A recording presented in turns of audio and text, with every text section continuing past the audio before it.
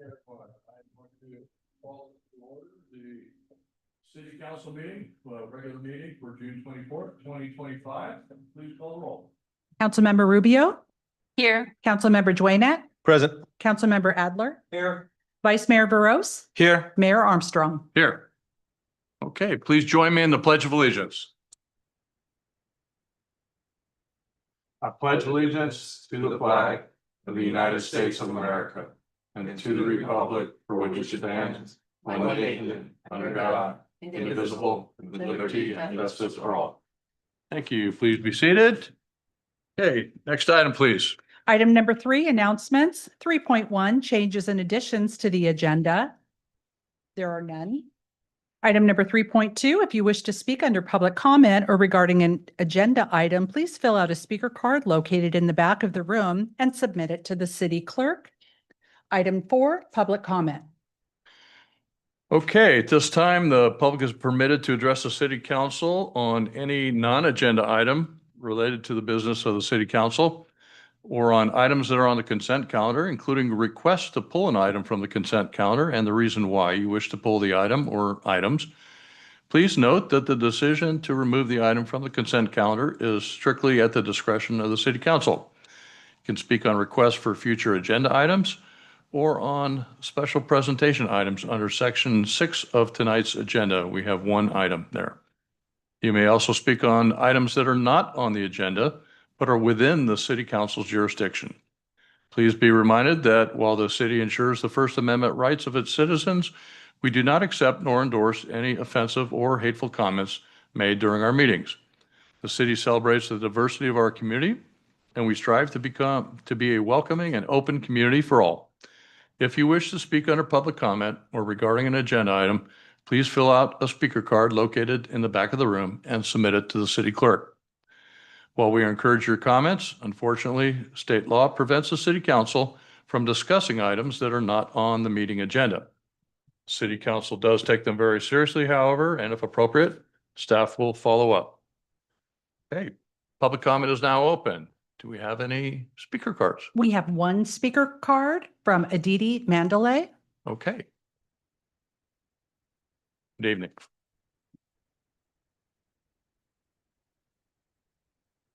Hello. Okay.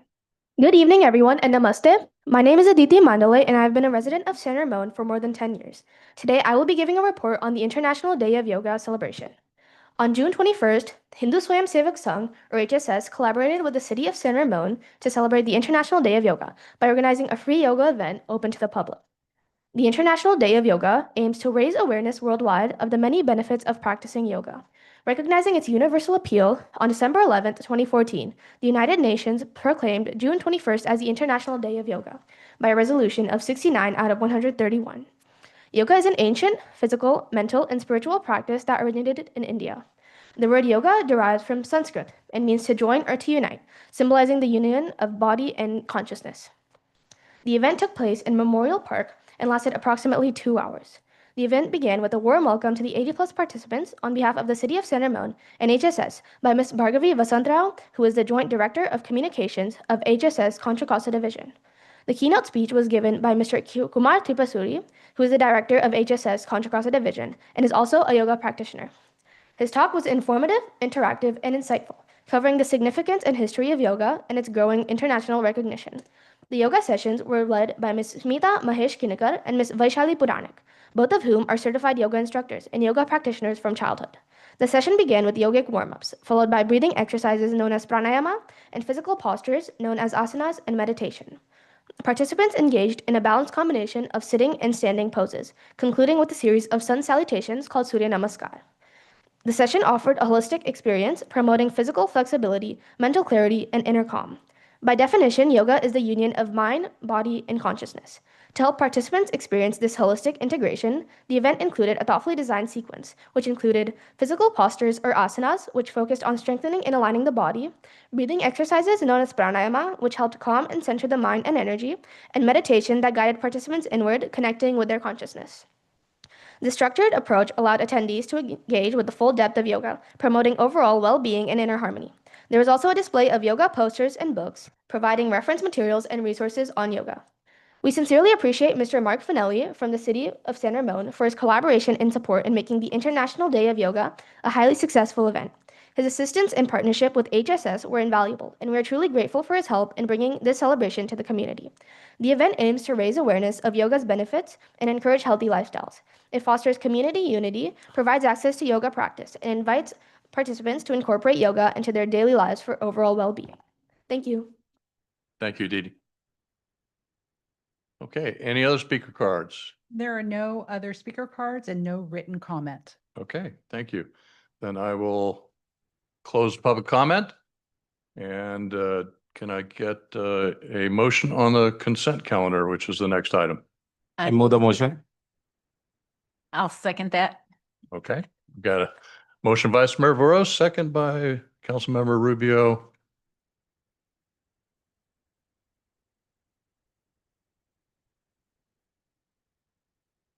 Whoops, okay. That is adopted, 5-0. All right. Next item is item 6. This is our proclamation honoring Kathy Hyman upon her retirement. And we're going to go right past the introduction by the city manager. We're going to just do the proclamation. Kathy, why don't you come on up?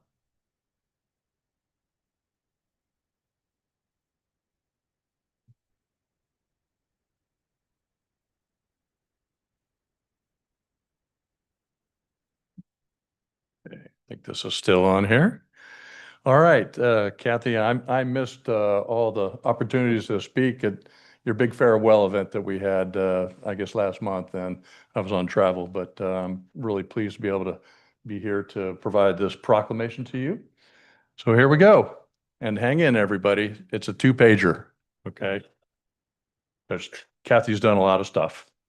All right, this is a proclamation of the City Council of the City of San Ramon recognizing Kathy Hyman for 29 years of dedicated service to the City of San Ramon. Whereas Kathy Hyman was hired by the City of San Ramon in July 1992 as a recreation coordinator, where she worked through the department ranks and was promoted to the Director of Parks and Community Services in June 2018. And whereas Kathy served as the California Parks and Recreation Society District 3 President from 1997 to 1998. Under her direction, the Parks and Community Services Department won numerous state and local awards from the California Parks and Recreation Society for creating outstanding community programs, including the Scarecrow Scavenger Hunt, Teen Service and Leadership Program, and numerous Champions of the Community Volunteer Awards. And whereas in recognition of her unwavering support of the arts and dedication to the San Ramon community, Kathy was selected as the San Ramon Chamber of Commerce's Public Sector Employee of the Year in 2014. And whereas under Kathy's direction, many of the Parks and Community Services Department's signature programs thrived, including the Art and Wind Festival, Black and White Party, July 4th celebrations and fitness races, Culture in the Community, community tree lighting, presenting series at the Doherty Valley Performing Arts Center, and numerous other community events and programs. And whereas Kathy's love for the arts was cemented with the development of the Cultural Growth Fund to support local artists and groups, creating the city's first cultural arts plan and public art policy, hosted an arts summit, and spearheaded numerous public art projects, including People, Shadow Dancers, Huddle Up, Song of the Season, and Legacy. And whereas Kathy was instrumental in the creation of a dedicated music room at the Amador Rancho Community Center and the rebranding of the Doherty Station Community Arts Center, providing a vibrant atmosphere for the San Ramon artist community. During her tenure, she played a key role in advancing the Doherty Valley Performing Arts Center, significantly expanding its impact and transforming it into a vibrant regional theater. And whereas Kathy oversaw the creation, implementation, and maintenance of the Parks and Community Services 2020 Parks, Trails, Open Space, and Recreation Master Plan, which will continue to serve as a guiding principle for the San Ramon community. Page 1. And whereas Kathy was responsible for the ongoing operation of 2 aquatic centers, 4 community centers, a performing arts center, and historical park, which served the needs of the San Ramon community and the entire region, and oversaw programming and use at 64 city parks, She played a critical role in the renovation of the Alcosta Senior Community Center, San Ramon Community Center, and San Ramon Olympic Pool, and successfully managed a multi-million-dollar annual budget. And whereas Kathy showcased her exceptional ability to cultivate partnerships and proved to be instrumental in strengthening the city's relationships with Sunset Development, the San Ramon Unified School District, the Chamber of Commerce, and many other community organizations. And whereas Kathy played a vital role in the completion and opening of Sunrise Ridge Park, the creation of the Quail Run Community Cricket Pitch, the development of the Crow Canyon Gardens Master Plan, and continuing to move the project forward, the creation of the San Ramon's first public pickleball courts, assisted in the development of the City Walking District Master Plan, and the planning of numerous other parks, which will continue to shape San Ramon for many years. And whereas Kathy was instrumental in revitalizing and nurturing the relationships with the city's 4 nonprofit foundations and affirming the organization's shared values and goals for the San Ramon community. And whereas through Kathy's steadfast and positive leadership, she led the Parks and Community Services team through the COVID pandemic and was instrumental in providing meals and critical supplies to seniors in San Ramon, providing childcare resources for the city's essential workers, and empowered her team to take the initiative and offer programs for the San Ramon community while adhering to the ever-changing guidelines. And whereas Kathy's legacy lives on through the many staff members she coached and mentored throughout her career, her deep love for San Ramon and her dedication to the Parks and Community Services team have left a lasting impact on everyone fortunate enough to work with her. Now therefore be it resolved, the City Council of the City of San Ramon commends Kathy Hyman for her dedication and commitment to the City of San Ramon for creating community and improving the quality of life for our citizens, and wishes her well in her retirement. And I'm going to present this to you, and maybe we can get somebody to take a picture here, okay? Oh, all right. All right, Oh my, both sided. Oh my. two-sided, very nice. All right, we'll put that right there. Thank you. Oh, I don't want to hide it.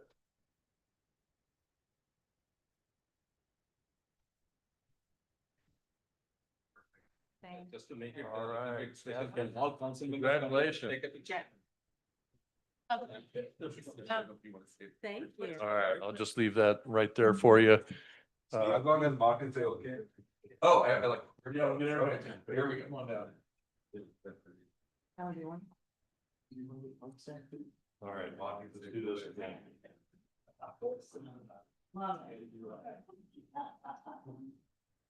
No, I got it. There we go. There we go. No, that's perfect. We'll get everybody in here. Come on in, like you know each other. There you go, ready? Perfect. Thank you. All right.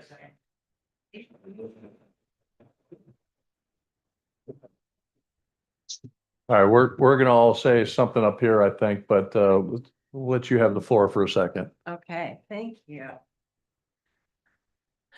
Wow. This proclamation is amazing. So thank you so much, Mayor, City Council, staff, as I know somebody had to gather all that information. So thank you so much. It's amazing. And I do want to say that this is a team sport. Working in any city government job is a team sport, and it's a relay race. And it takes everybody in every department together.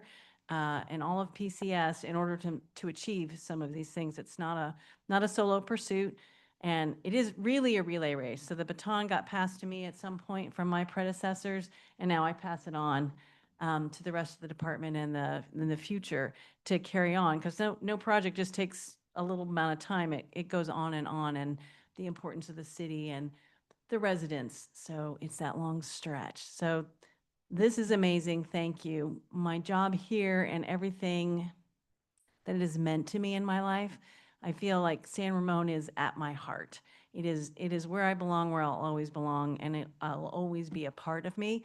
Even though I have retired, I know that this amazing team of people will continue, that the city will continue to grow and thrive, and Parks and Community Services will continue to be one of the best departments that there is anywhere. So thank you so much. I'm overwhelmed, but really touched by all of this. Okay, all right. Let me go over to Vice Mayor Veros here. Thanks, Mayor Armstrong. Congratulations, Kathy, on your retirement. It's been a great pleasure working with you since 2016 when I got into commission, Parks and Community Services Commission. As the proclamation mentioned, all your great achievements. In addition to that, some of the items like championing for cricket, it is already mentioned, but then you are one of our biggest champion that supported us. And today, San Ramon Cricket Association youth sport is recognized throughout the world because of all the help and support that you gave to them. So thank you on that. And also working with you on San Ramon Valley Diversity Coalition, which is now one of the key, or we can call as a cornerstone within East Bay for driving diversity and equity within the communities. And also working with you on MLK Day organization, right? So that's one of the, again, in East Bay, that's a unique program that is done in San Ramon. And your contribution on that is significantly very important. On top of it, raising the pride flag, that's your support, and helping with all organizing that event was amazing. Also, I would definitely like to thank you on our summer concerts, where for first time you got us the Bollywood concert. That makes clear that you understand our demographics, you understand the diversity of San Ramon. You are part of our whole community. So it really, all those services that you served touch base pretty much everyone in our community.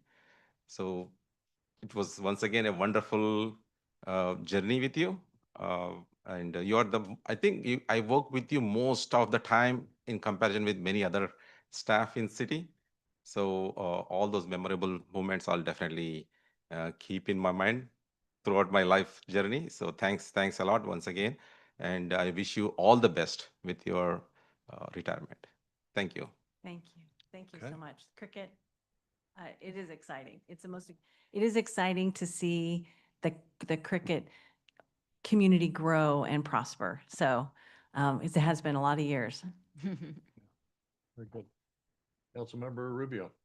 Oh, Kathy, what can I say? We're going to miss you, that's for sure. But I do hope we continue to see you at our various events because, you know, you're sort of, I know from my end, every year I was running out there for our July 4th or, you know, Bah Humbug races. I'm so used to seeing Steve and you out there, like at the finish line, you know, just cheering everybody on. And, you know, it's just always wonderful to see, you know, our staff is just really immeasurable. They're so supportive, and we can't do what we do without you.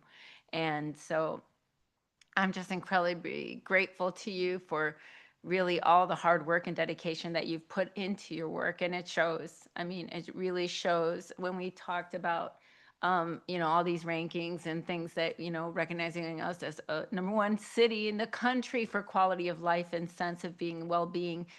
Parks and Community Services are a big part of that. That is what makes people feel at home, just like you said. So I just want to personally thank you as a council member, but also as a resident for giving my daughter and I, my family and I, the kind of life that we can only dream of. Thank you. All right. Thank you, Marisol. Councilmember Duena. Hey, Kathy.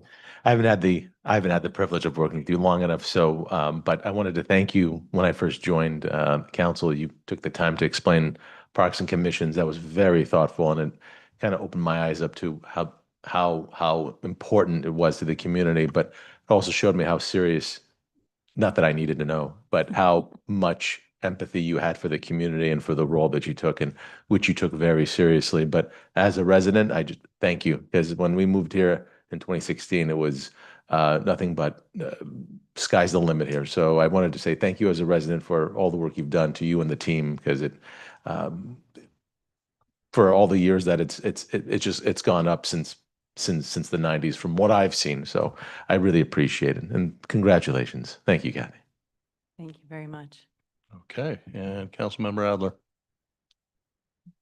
Well, first of all, I want to thank the scribe for writing down those 2 pages of information about your career. It must have taken a while to finish that. But in all seriousness, I kind of got to know who you were just from when I was on the Senior Advisory Committee, and I had a liaison to the Parks Commission. And I just noticed you were always there, kind of behind the scenes, helping to explain some of the background information on what was going on. And I just thought, boy, she knows what she's doing.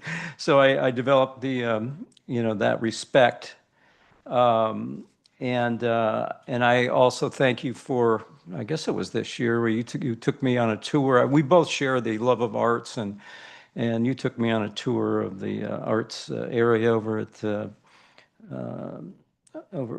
Rancho Amador area, and it was just great to just have you. And you were so excited about it, and it made me excited to see all the rooms we now have for artists that can do their craft.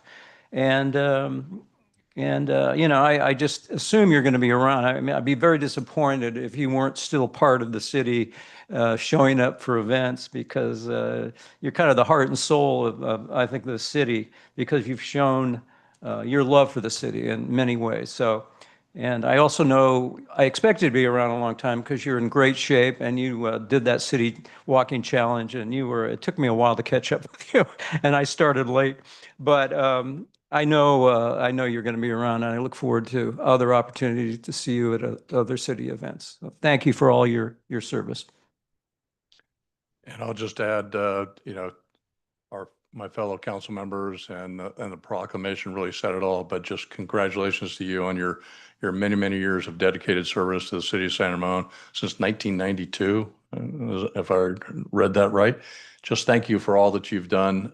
Again, I'm sorry I missed the big farewell event last month, but my daughter was getting married, so I had things to do. I think so. But you certainly have made lasting contributions for the city. Your department has always been out there leading the way.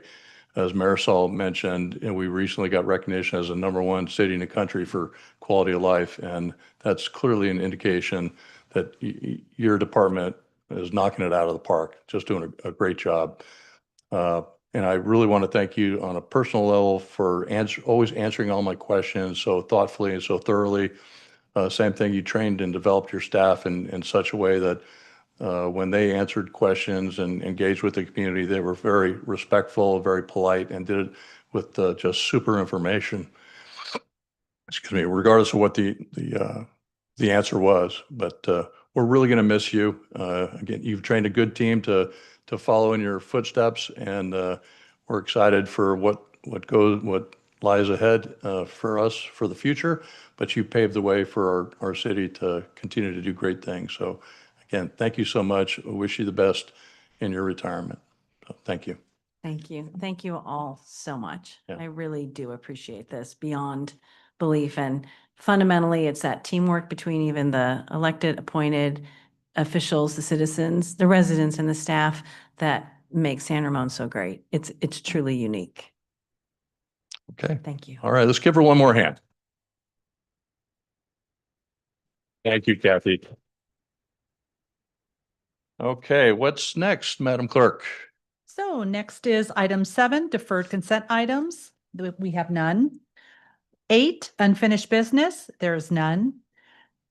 Number 9, new business. 9.1, Dublin San Ramon Services District Annual Report. Okay, Good Brian, you're up. evening, Mayor Armstrong. Good evening. Council. Tough act to follow. Oh, I guess Kathy left already. Anyway, You she bet. did a great job and will be missed. Anyway, this evening, we have what we usually have is a yearly update for the new council members. Dublin San Ramon Services District provides an update. East Bay Mud will be coming soon. And then also we're going to get a new one in MCE Clean Energy, so you guys can learn a little bit more about it ask any questions that you may have. So anyway, this evening is DSRSD. I sure appreciate Dinesh Govindario, the District 1 representative, and also Jan Lee, the general manager, will be presenting today, and we welcome questions and comments and things like that. And I will pretty much turn it over to them. I'll give them the floor. And again, welcome questions, comments, and typically every year we like to bring both the water agencies and MCE will begin too, just so you can be more comprised. Okay, thank you, Brian. All right, Dinesh and Janet, good evening. Hey, good evening. Well, I guess the last time I was here, again, my name is Dinesh Govindarao, and the last time I was here, I was wearing a different hat when I presented in front of you. So today I'll be, the hat I'm wearing is I'm, serving on the board of directors as for the Dublin San Ramon Services District. And I also have Jan Lee here, our general manager, who will also be presenting with me today. But I'd like to say on behalf of DSRSD, we'd like to thank Mayor Armstrong, Vice Mayor Burrows, council members Rubio, Jonat, and Adler, and also the city and staff for giving us the opportunity to present to you today. So what we're going to talk about today is just, I'll give you kind of the overview, a little bit about DSRSD, especially for some of the new council members. And then Jan will talk and give you some of the updates on the water supply, drinking water quality, recycle water, and talk a little bit about the energy plan that we have, especially since you all are working on the climate action plan as well. So I think that'll coincide pretty well. So a little bit of background about DSRSD, founded in 1953. And if you look at the map on the right, that's the coverage that we have from San Ramon down through Pleasanton. I'll kind of get into that. What we actually, the services we provide is there's three services really. It's one is drinking water, so it's a potable water. Second is recycle water, so potable water distribution. We also provide drinking water distribution as well as treatment. And the last thing is wastewater collection and treatment. So when you look at those services, we provide the water services for the Doherty Valley as well as the city of Dublin.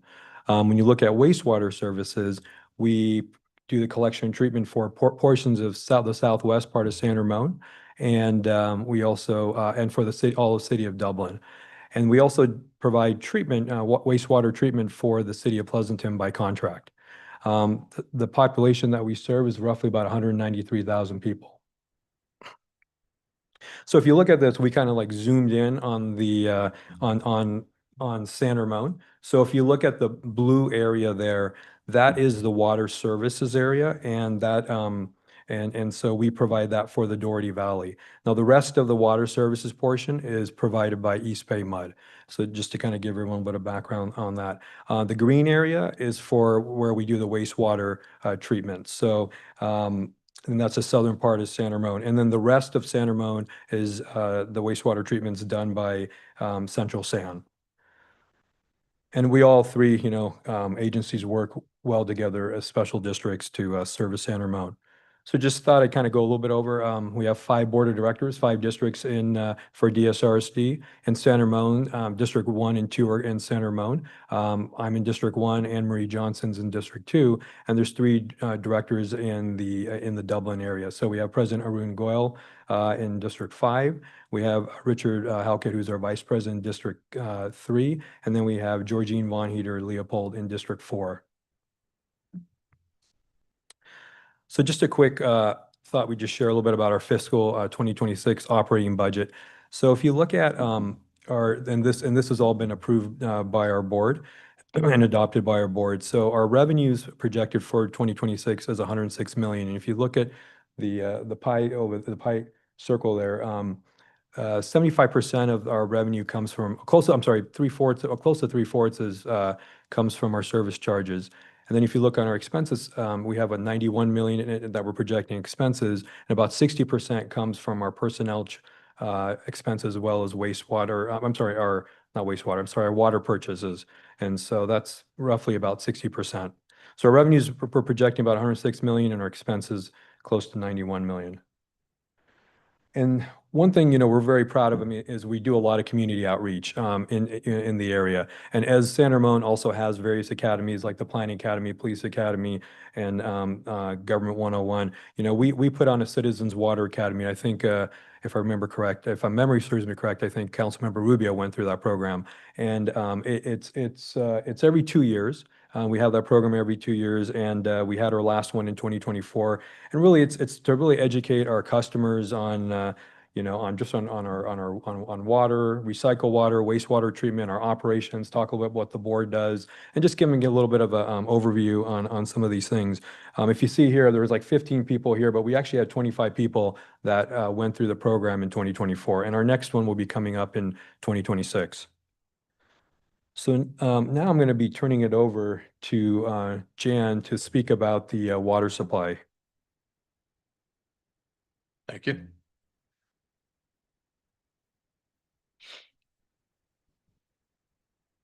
Thank you, Director Govindarao. Good evening, Mayor Armstrong, council members. My portion of the presentation will include updates on water supply, water quality, our efforts to expand recycled water, and our recent efforts to ensure long-term energy resiliency for our customers. I did want to briefly highlight before I get going something that Director Govindarao said, is that it's a little unique for San Ramon that there are 3 agencies that combine to provide water and wastewater services. So rest assured, and hopefully it will be highlighted during my presentation, that we work very closely with East Bay Mud and Central San, and we have formal partnerships to deliver effective and efficient service to the city. So brief overview of DSRSD's water supply portfolio. About 20% of the water that's supplied comes from recycled water, and that's used for irrigation of spaces. We have about 5% from groundwater, and Zone 7 Water Agency pumps that on DSRSD's behalf. And the remaining 75% is water that we purchase from Zone 7 Water Agency. Zone 7 is the wholesale water agency for the Tri-Valley, and they supply water to the cities of Livermore, Pleasanton, and then DSRSD. When you drill down a little bit more on the sources for Zone 7, about 90% of Zone 7's water supply comes through the State Water Project. They are a State Water Project contractor. And about 10% comes from local runoff that's captured in Lake Del Valle. And these numbers are long-term averages. They, of course, vary year to year based on hydrologic conditions, whether it's wet or dry. Just briefly about the State Water Project. This is the state water system owned and operated by the Department of Water Resources. It delivers water to 29 contractors, including Zone 7, up and down the state. The source of water is snowmelt in the Northern Sierra that melts into Oroville Reservoir. And then from Oroville Reservoir, water is released down the Feather River, the Sacramento River. It's pumped through the Delta. It's then delivered to Zone 7, who treats the water supply and delivers it to the retail agencies, including DSRSD, and then we in turn distribute it to our customers. Zone 7 does have access to a number of storage facilities that they use to balance out supply and demand depending on its wet or dry year. In wet years, when there's additional or excess supplies, they'll recharge the local groundwater basin, which is the groundwater basin underneath the cities of Livermore and Pleasanton. And then they also have access to groundwater basins down in Kern County, and they bank water in that location as well. Every year, Zone 7 does prepare an annual water sustainability report that looks at the water supply outlook for this current year and then the next 4 years. It's, just cut to the chase. We're doing well this year.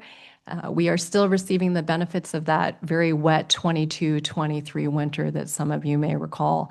Some of the highlights from this year's report, even though the local rainfall was a little bit below average at a state level and in the Northern Sierra, the snowpack and the precipitation was a little bit above average. And what that translates into is Zone 7, and this was a report for April, received initially a 40% allocation from the State Water Project. This allocation is very key to determining supply and demand every year, since 90% of the water comes from the State Water Project. And this 40% allocation was just recently bumped up to 50%. 50% supply for Zone 7 means about 40,000 acre feet, which is roughly the demand for the Tri-Valley for a single year. So again, a good supply for this year. Zone 7 plans to predominantly deliver surface water this year with a small amount of groundwater. And then in terms of excess supplies and banking opportunities, they are still evaluating whether to bank water in Kern County. And they actually, interesting, are going to not recharge the main basin this year, but for a very good reason. The local groundwater basin is full. It fully recovered over the last 2 years based on the storms. And so, after being pumped very heavily during the recent drought, 2 years made all the difference and it's fully recovered. So near term, we're looking good, but of course, long term, Zone 7 is identifying the need for additional projects to bolster water resiliency. This list is a kind of a broad array of projects that Zone 7 is exploring. They offer different blend of benefits in terms of supply, storage, and conveyance. One of the projects council may note is not included in the list this year is Los Vaqueros expansion. That was a project that was looking at expanding Contra Costa Water District's reservoir in Brentwood. And CCWD and the partner agencies made a decision just recently to not pursue that project. Essentially, costs had risen to a level and benefits had declined that participation was dropping. And I'm happy to go over kind of the status of where some of these various efforts are at. But one project I did want to highlight that's moving forward is Sites Reservoir. This is a new off-stream reservoir located in Glenn and Colusa counties, just north of Sacramento. It would add an additional 1.5 million acre feet of storage. It would be operated to capture excess stormwater flows. And the modeling shows that if it had been online during the last winter, it could have captured 550,000 acre feet. So it would have filled the reservoir by a third. Zone 7 is signed up to participate at about 4.5% of the storage capacity, which could yield about 10,000 acre feet, which would primarily be used in a drought year or in a dry year. As I mentioned, this project is moving along. Planning design is almost wrapping up. The CEQA review and the CEQA challenges have been completed. This is one of the projects that qualified under the expedited CEQA review, SB 149. And in 2026, the partner agencies will make final decisions on whether to participate. Construction will begin, and we could see the reservoir come online and begin operations sometime around 2033. So we're excited to see this one moving along. I did also briefly want to highlight water conservation. Water conservation is a key component of our overall water supply strategy. Last year, the state moved forward and finalized kind of the last of the long-term conservation framework regulations, also sometimes referred to as making conservation a California way of life. What these new requirements do is they require agencies like DSRSD, we have to set a water use objective to meet, and this objective will become more stringent over the next 5 years. So currently we are meeting our target, but over the next 5 years, we do have some work to do. So to support this program, we have current conservation programs that are administered through Zone 7, rebates, we have public education and outreach programs, and we offer landscaping workshops and webinars. But we do know that we're probably going to need to do a little bit more. So DSRSD is currently preparing a water conservation master plan, and that master plan will identify some of the additional conservation measures that we will likely need to implement to meet those new conservation targets. I would also mention that as part of this, we did a survey of customers to kind of get a sense of what are some of the programs and rebates that they're interested in, that high participation now, but also that they would be interested in moving forward. So we have that input as part of the conservation plan. You're going to hear a lot about conservation from both us and East Bay Mud over the next couple of years. Switching to drinking water quality, first I wanted to touch on per and polyfluoroalkyl substances, or PFAS. PFAS has been detected at low levels in Zone 7's groundwater supplies. It has not been detected in surface water. This is what I think is a beautiful photo of Zone 7's newest PFAS treatment facility that came online in March of 2025 for the Chain of Lakes well field. The brief recap of PFAS, as many of you know, PFAS are a class of thousands of man-made chemicals. They were designed to be resistant to water, oil, heat, all the things that make our lives convenient. They're found in a wide array of household products. They're very difficult to break down in the environment, which is why they're commonly referred to as forever chemicals, and they have been found to cause adverse impacts to public health. So what is being done to address PFAS? From the regulatory side, in 2024, the Environmental Protection Agency did move forward and adopt drinking water standards for 6 PFAS. And they give water agencies 5 years to come into compliance. So those new standards will be in effect in 2029. The state is also moving to adopt standards for PFAS. And right now in the interim, what they have is state health advisory levels. Zone 7 has been very proactive in their approach to addressing PFAS. They have a multi-pronged strategy for PFAS. And one of the key elements is treatment. As I mentioned, the recent facility that came online. There was also a facility for the Stone Ridge well that came online in 2023, and they're currently in design on their 3rd facility. So even though there's 5 years to meet those new standards, Zone 7 is currently delivering water that meets those future standards and are also below the state health advisory levels. I would also point to Zone 7 has a number of very informative videos and information on their website, and anyone interested can go to that as a resource. Another place to get more information is DSRSD's annual water quality report that we just published in May. And this includes information that demonstrates that all of the water that we deliver to our customers meets or exceeds state and federal standards. It does also include some updated PFAS information, as well as information on programs that we implement to protect our water system and public health. Moving on, recycled water updates. This is a fun one for me. So recycled water, our program is a partnership between DSRSD and East Bay Mud. It was a partnership that was formed in 1995, so it's been around for quite a while.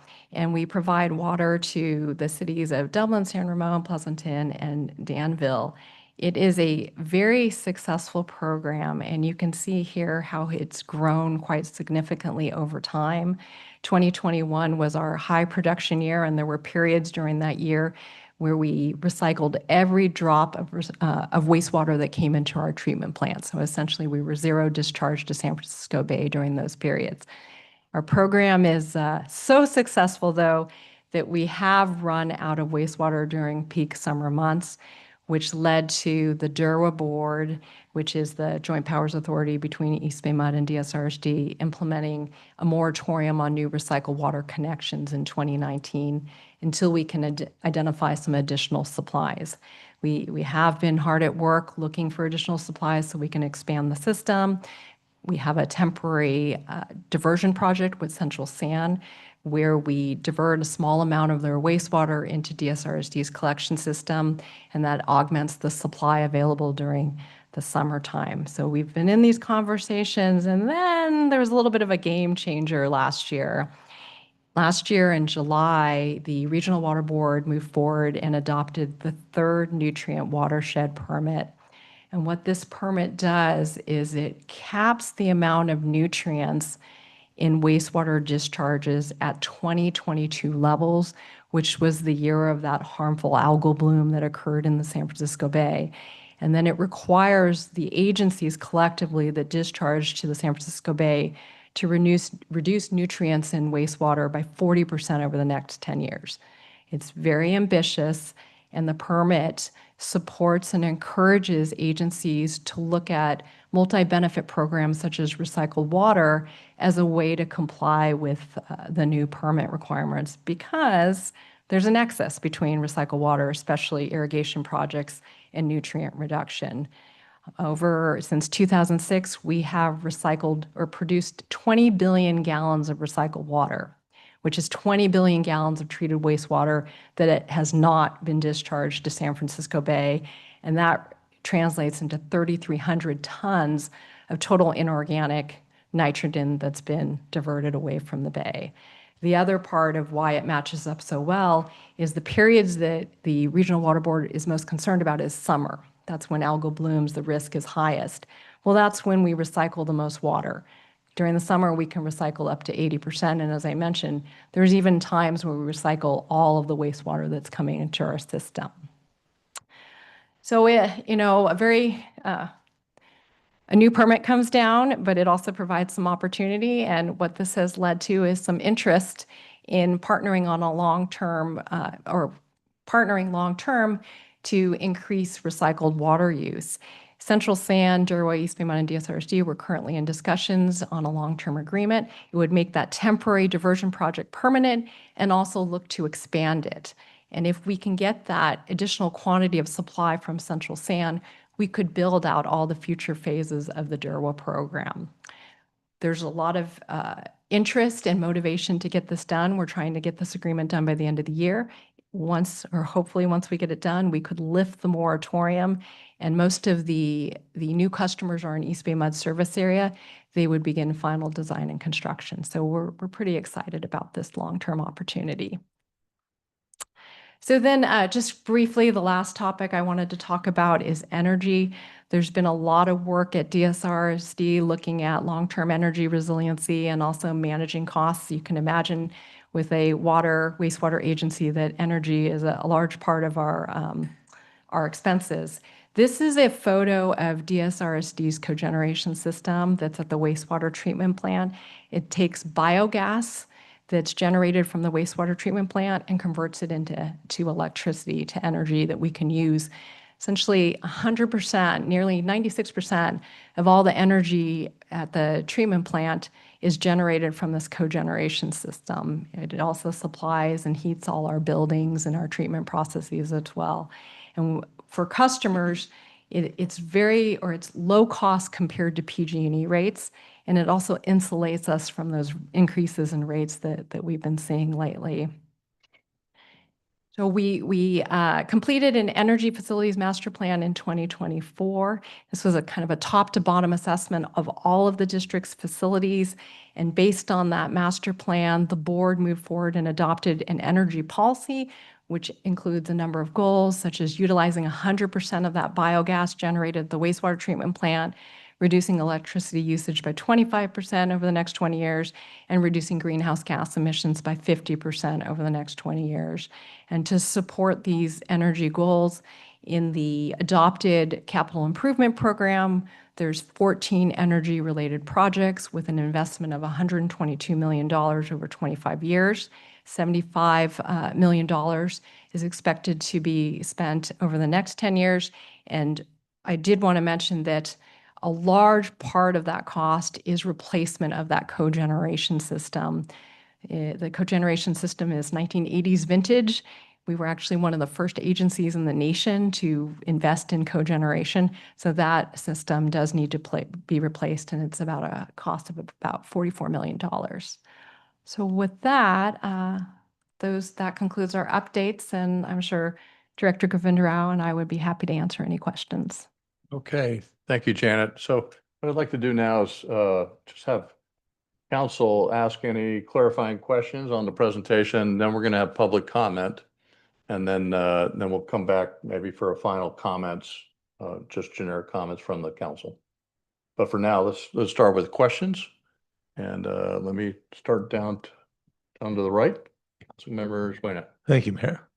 Dinesh, Jan, thank you so much for the presentation. Just have a couple of quick questions.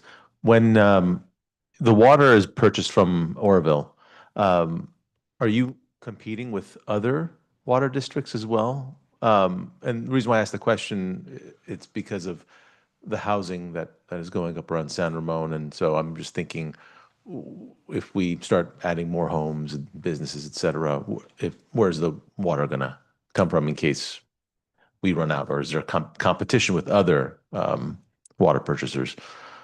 If you could answer the question. Sure. So I think there are a couple parts to that. The State Water Project has 29 contractors and they all have an allocated amount, an allotment, and that is how water is allocated. In terms of the city of San Ramon, we have a very specific area that we serve, which is Doherty Valley, and Doherty Valley is almost built out. Yeah, okay. So I That's don't anticipate that issue. That's fair. Thank you. Okay. Councilmember Adler. Yeah, great report, very informative. Wanted to ask about the sites reservoir, and I was, you're talking about, we have done a great job in getting the water, but we could have stored a lot more if we had that capability. And so you talk about the sites reservoir. Is that just a reservoir? Is it also below ground? Are there multiple ways of storing water? It's an above ground It's above ground. reservoir off stream. And between, actually, I didn't do the math, but between that 22-23 winter, if I added up all 3 winters, it's pretty significant on how we could have filled that reservoir. But yes, it's above ground. And then there are opportunities to store water underground, which is the local groundwater basin and those Kern County banks I mentioned. And how long do you think before we would have the ability to store a lot more water and take advantage of the real good years of rain flow that we got like last year? The current schedule that's shown is that construction would be completed around 2031, 2032, and then it's just a little bit up to Mother Nature on whether the years will come that we can fill that reservoir.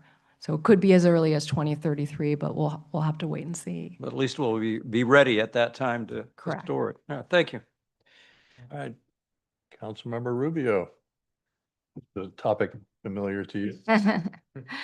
So great to see you both here and congratulations on becoming the general manager for DSRSD. I was there just before you took on that role, so it's great to see you in that position. So just some questions I have is, I noticed that between your revenues and expenses, you had a $15 million surplus. What is being done with that when you have a surplus like that? Sure. So the difference, part of it, if you look at those pie charts, and we can always flip back if council wants to see that, but part of it is connection fees that we receive. And those connection fees go into our capital replacement and expansion projects, as well as there's a certain portion connection fees, and then they go to our capital projects. Okay, great. And then, by the way, so it seems like since they abandoned the Los Vaqueros expansion, right?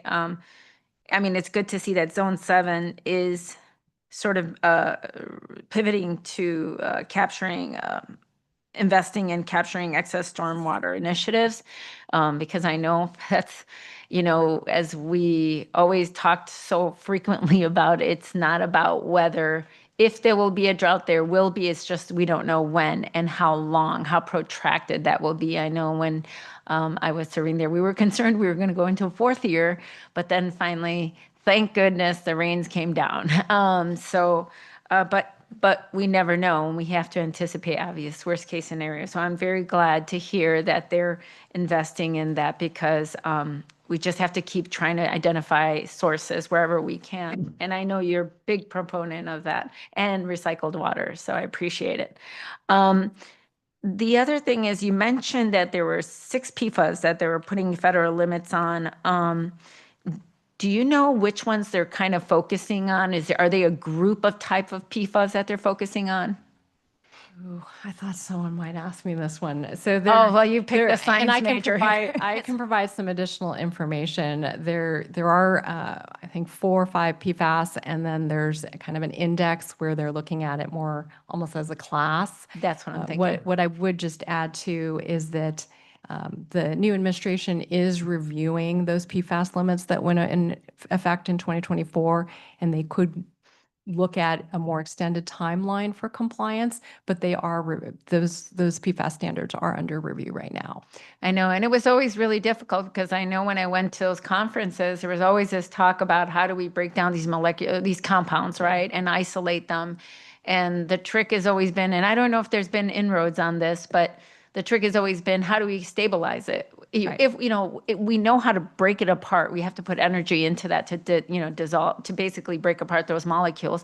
But then how do we stabilize that after the fact, right? Because we have to make sure that it doesn't convert into something else during storage.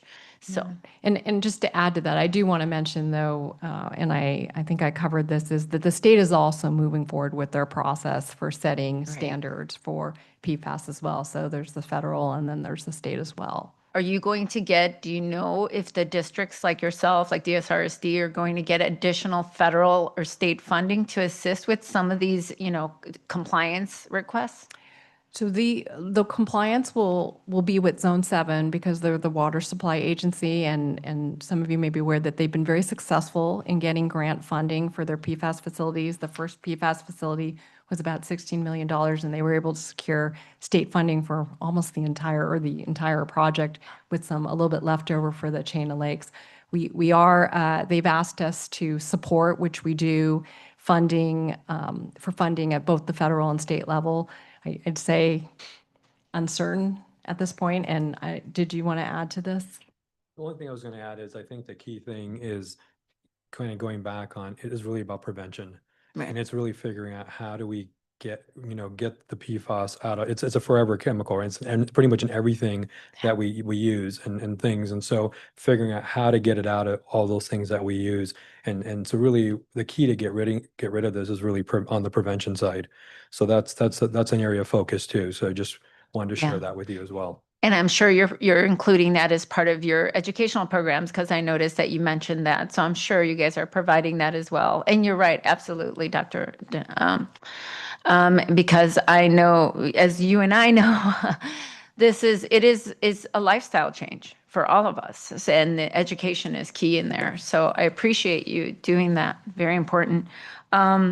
And then the last thing I just wanted to ask, and this is just killing me, because when at LAFCO, we came across that, it was brought up again, that Sahara development, that East Bay Mud said that it wasn't their jurisdiction to provide water to them.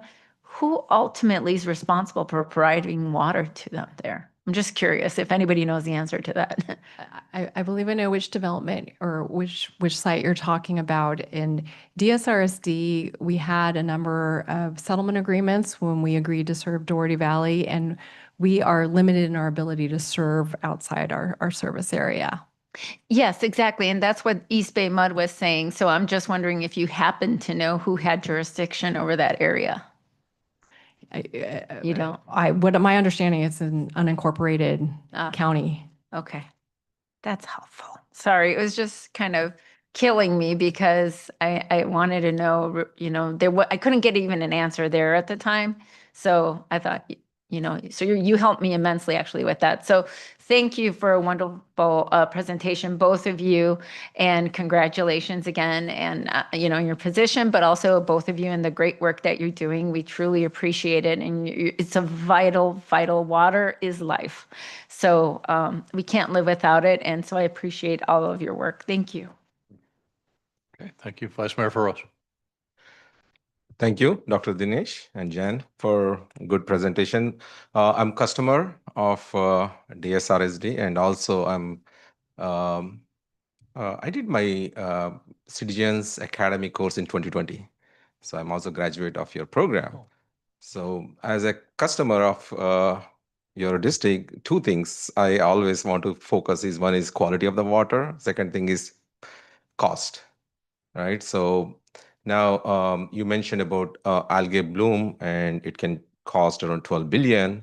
So it's important that we should take care of that, right? It is. So is there any impact on customers charges when you are like, or let me step back a little bit. What is the source of funding for that $12 billion, and is it going to be any impact on customers? I think that's part of what is being looked at right now. That's a price tag for all the agencies. There's about roughly 40 agencies that discharge to San Francisco Bay. And if you do the math, I believe it's about $4,000 per household. For DSRSD, we are in a unique position. We have our recycled water program, which has been very successful in terms of nutrient reduction. And that's where we're hoping to invest because we already have plans to expand recycled water use. And if we can sort of address both the nutrient requirement and expand recycled water use at the same time, it could be a very cost-effective way of meeting that new requirement. So is it correct to say that there is going to be increase in the charges for our customers, like $4,000? No, I don't think it's correct to say that. I was saying more generally, if you just did the math and you took that price tag and divided it all over the customers within the Bay Area, but it will vary specific for each agency. And then for DSRSD, we're still evaluating part of this partnership with Central San and East Bay Mud. It's the Regional Water Board recognizes that multi-benefit programs, which include multiple partners, they take a long time to develop and they're complex.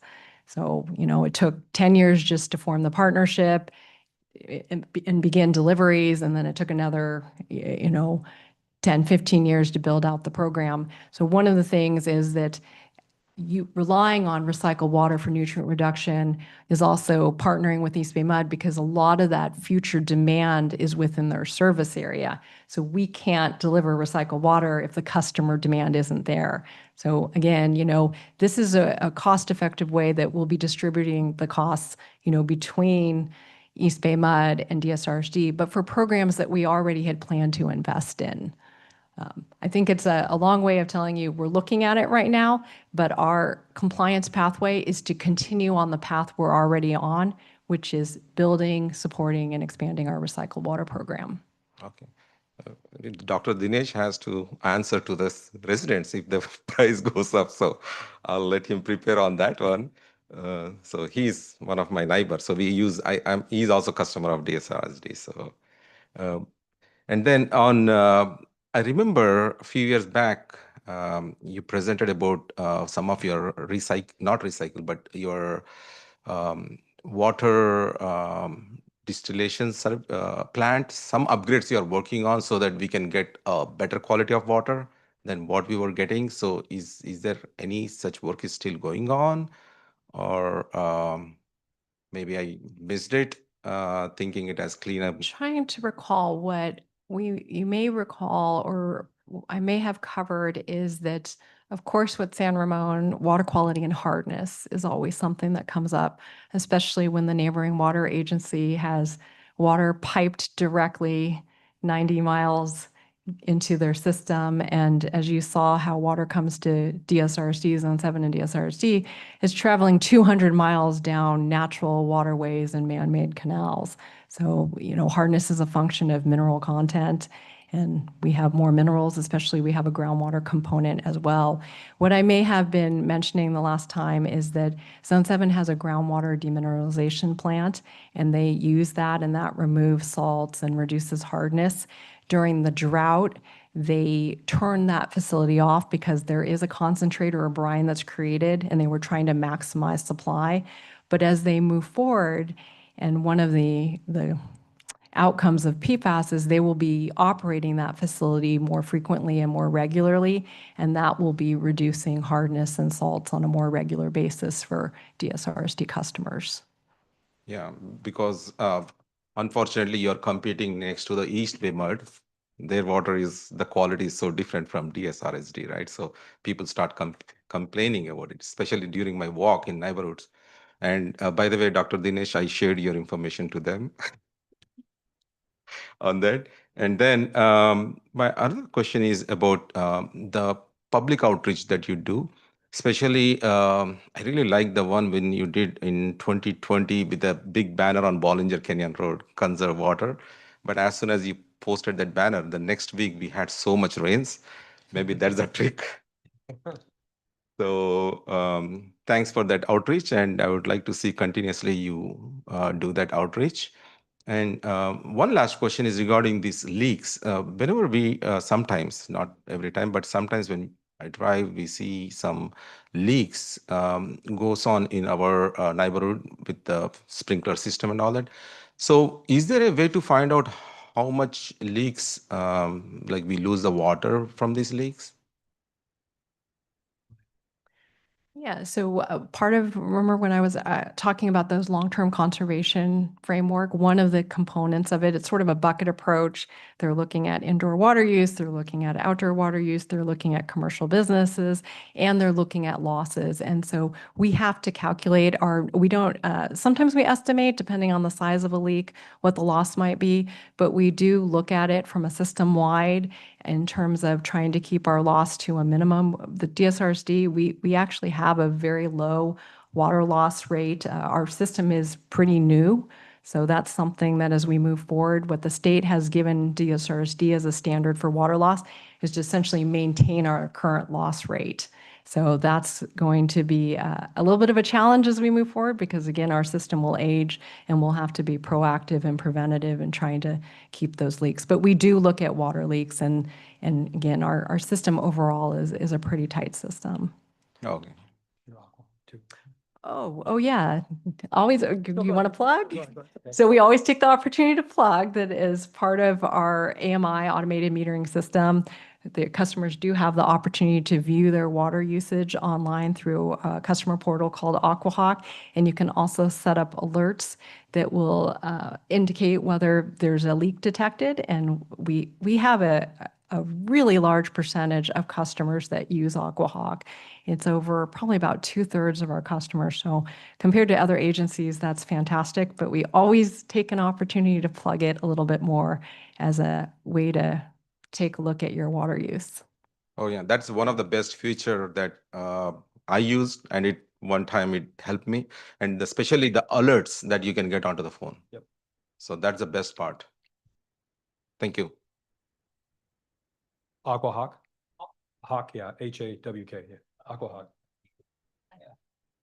If I can just say, I apologize, Vice Mayor Veros, that I didn't include you in the, that, when I mentioned about going through the Citizens Academy, I didn't. Oh, no, didn't know no that worries, you had gone no through it, worries. So, thank you for doing that. No worries. You Thank you. predated me, so Oh, I'm okay. good. Well, me too. Thank you. I just have one follow-up question. Yeah, go ahead. Yeah, sorry. Regarding the hard water that Vice Mayor mentioned, are there rebates or programs for water softeners for homes that you guys work with, companies that folks can tap into? We do not partner Oh, with okay. companies. There is information in our water quality report. We are aware that a number of homes do install water softeners. The district doesn't endorse any one of them, but there is some information available both on our website and in our water quality report. Marisol, do you have a follow-up too? Good. Okay. I just have a couple questions. Thank you, Janet, and thank you, Dinesh, for the presentation. I'm not a DSRSD customer, but I kind of live in that border area, at least on the wastewater side. I got East Bay Mud, drinking water, but on the wastewater, I've got Central Sand. My next door neighbor has DSRSD. So, it's just unique borders there. I want to touch on the question that Vice Mayor Veros asked about possibly the nutrient reduction being passed on to customers. Just twist it around a little bit. Is there any discussion that you're hearing, because it's not yet solved, but is there any discussion that some of those costs may be passed down to cities to cover the bill as opposed to just customers? Not that I am aware of. As I mentioned, there is a wide range of options that different agencies are looking at to comply with these nutrient requirements. And there's nature-based solutions, there's recycled water programs, there's the more traditional treatment plant upgrades, which are some of the more costly ones. And I am aware of agencies that are looking or are going to need to significantly increase their rates to cover that needed infrastructure for nutrient reduction. But it is a pretty broad spectrum of what folks are evaluating. And I have not heard that cities would need to bear the cost. Okay. All right, thank you. Another question, some of us recently attended a ward briefing by East Bay Mud, and the representative there we asked some questions about hydrants, fire hydrants. And within San Ramon Valley Fire Protection District, we know that because we had a presentation by them, they inspect all the fire hydrants in their service area. East Bay Mud said they inspect about 10% of their hydrants. I'm curious what your inspection process is, or what do you look at for the service area that you have, at least in San Ramon? I would have to, it's a revolving schedule of how much percent we do every year. I would have to get back to you on how many years before we go through all the hydrants in our system. But we do inspect all the hydrants in our system. And we did, after, the devastating LA fires, San Ramon Fire did reach out to us, and we met with them, and we provided system maps, information on our pump stations, the hydrants, and any other information they wanted for coordination.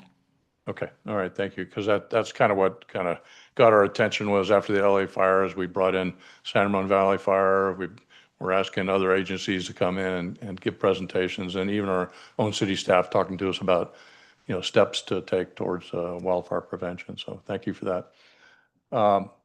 And I had just a couple other questions. One was on, you mentioned that I think you said the local groundwater sources are currently filled.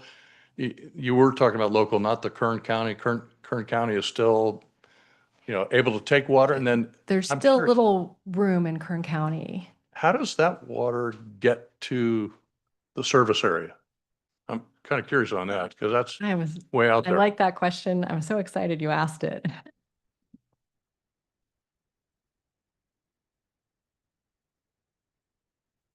It's probably not the way to do this.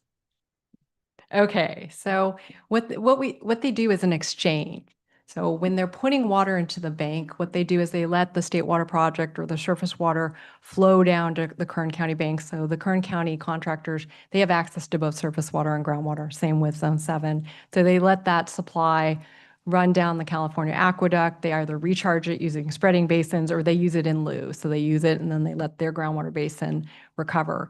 When we want to get the water back from the bank, what happens is the Kern County banks use groundwater, and their quantity of surface water gets delivered directly to Zone 7. So it's an exchange concept. So it's not going down there and then coming back or something like that. No, but there are some sort of kind of added areas where they can also pump groundwater, pump water and put it in, and they can exchange down south with Metropolitan Water District as well. But they're all different options for exchanging water. Okay, all right. And I'm kind of excited to hear about the Sites Reservoir. Looks like it's continuing to move forward. Maybe could you touch a little bit more on kind of where are we going with the whole Delta Conveyance project? I've been reading some things about that lately. There's sort of some pros and cons to that whole thing. I think it affects us because we have Zone 7 DSRSD customers, but the rest of our Contra Costa County isn't so excited about this project. Right. So Delta Conveyance in one way or another has been around, as you know, for quite a long time, had different names, but what it is for council is it's a 45-mile tunnel that would be constructed from intakes north of Sacramento down to essentially where the South Bay Aqueduct takes off. And the thought is to modernize the State Water Project. Right now, the delivery system is vulnerable to earthquakes or catastrophic failures of the levee system. And since we do get so much supply, DSRSD, from, pumping from the Delta, this would help ensure against those catastrophic events.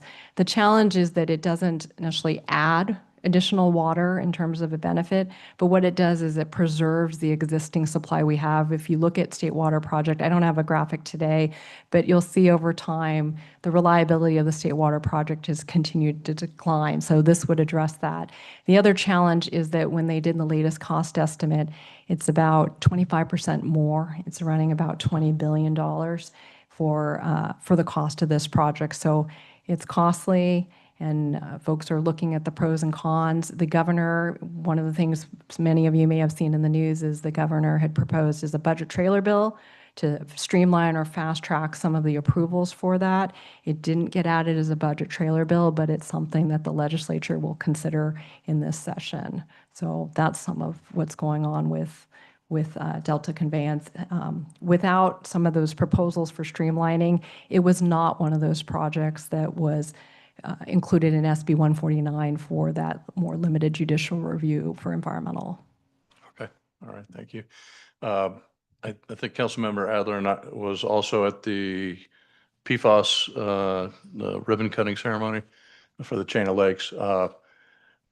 I'm kind of curious on, I think there's several wells out in the Pleasanton area, and you get some of your water supply from those wells. Are all the wells treated, or is it just, the Chain of Lakes well, or is it all the same aquifer? I don't, how does that work? Is any of the DSRSD water being supplied to San Ramon out in Doherty Valley, untreated water, from the well systems that you draw from?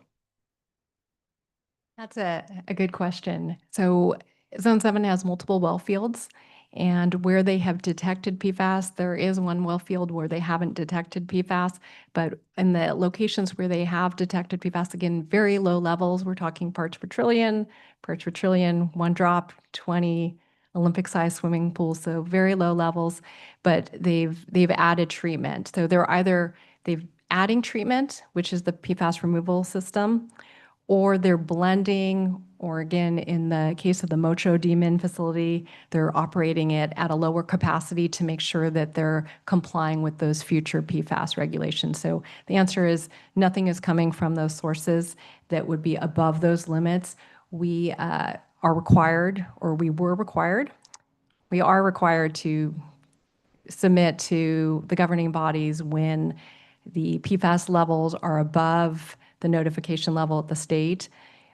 We actually do not have to do that because they're below, but we have been continuing to provide that information to council and our board, just so that our governing bodies are aware of the effectiveness of what Zone 7 is doing.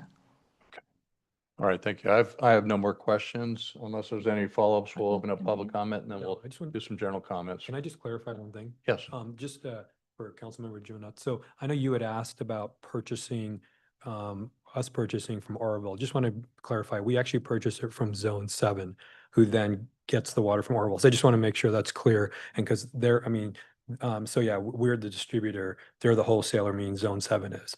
So I just wanted to, sorry if that wasn't clear when I was going through my stuff. Thank you. Thank you. I think the only follow-up, I have only one. It's just a question, and I'm curious. So I know that we keep some of those thresholds low through like a sort of dilution process, right?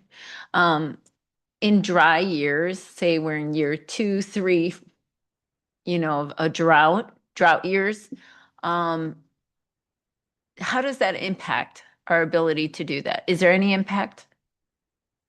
That's a great question.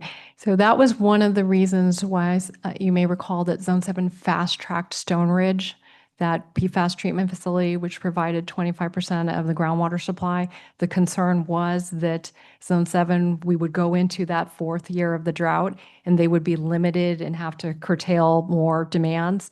So with the added Chain of Lakes PFAS facility and Stone Ridge now online and work toward Mocho, plus the current supply conditions, we're feeling reasonably comfortable that there's enough treatment capacity that it would be okay during the next drought, because the next drought will be coming. Right. Thank you. Thank you again. Okay. Thank you very much. We're going to do some closing comments in a second. I'm going to open up public comment. Public comment is open. Do we have any speaker cards? We do. We have one speaker card from Shirag Kathrani. Okay.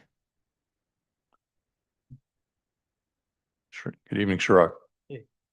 Very interesting questions that Councilmember Rubio and Mark, especially I want to cover this PFAS issue, and it came up in Pleasanton and Pleasanton water rates went up by 3 times.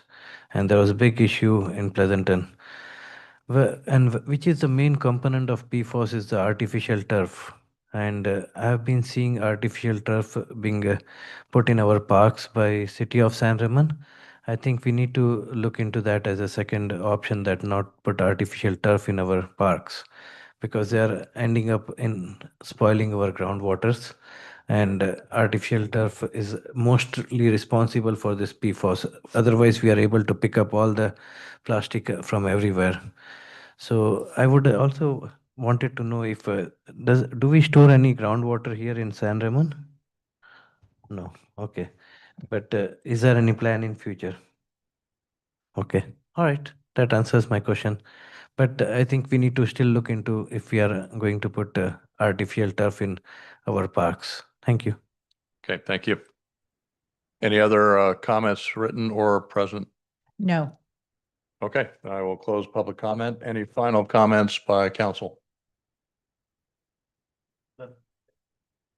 Thank you. Thanks for presentation and thanks for service Yep. our area with your nice water. Yep. Thank you for coming in. Thank you for the presentation, and look forward to hearing more next year. All right.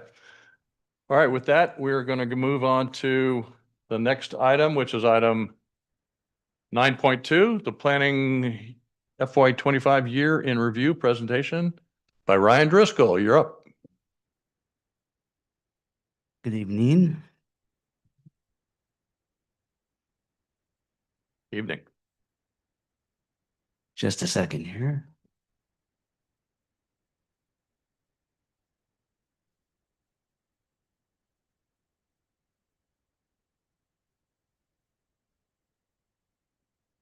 Right.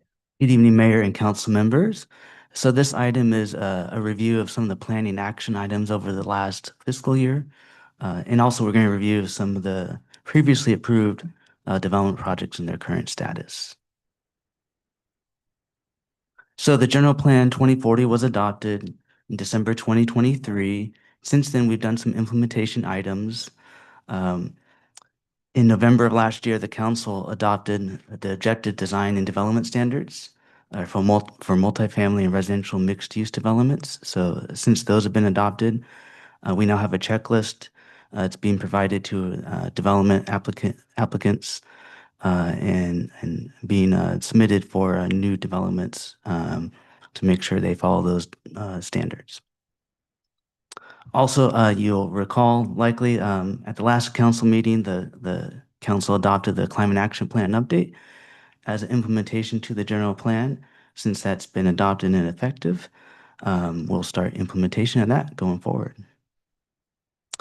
Last December, the Planning Commission provided some initial input at a study session for some zoning ordinance text amendments related to some updates from the general plan and housing element. They were looking at some parking standard, land use review, and beekeeping standards. There'll be some other additional amendments coming forward. There'll be some additional review with the Planning Commission, formal review with the Planning Commission later this year, and eventually the council after that. As we do every year, we have our general plan annual report.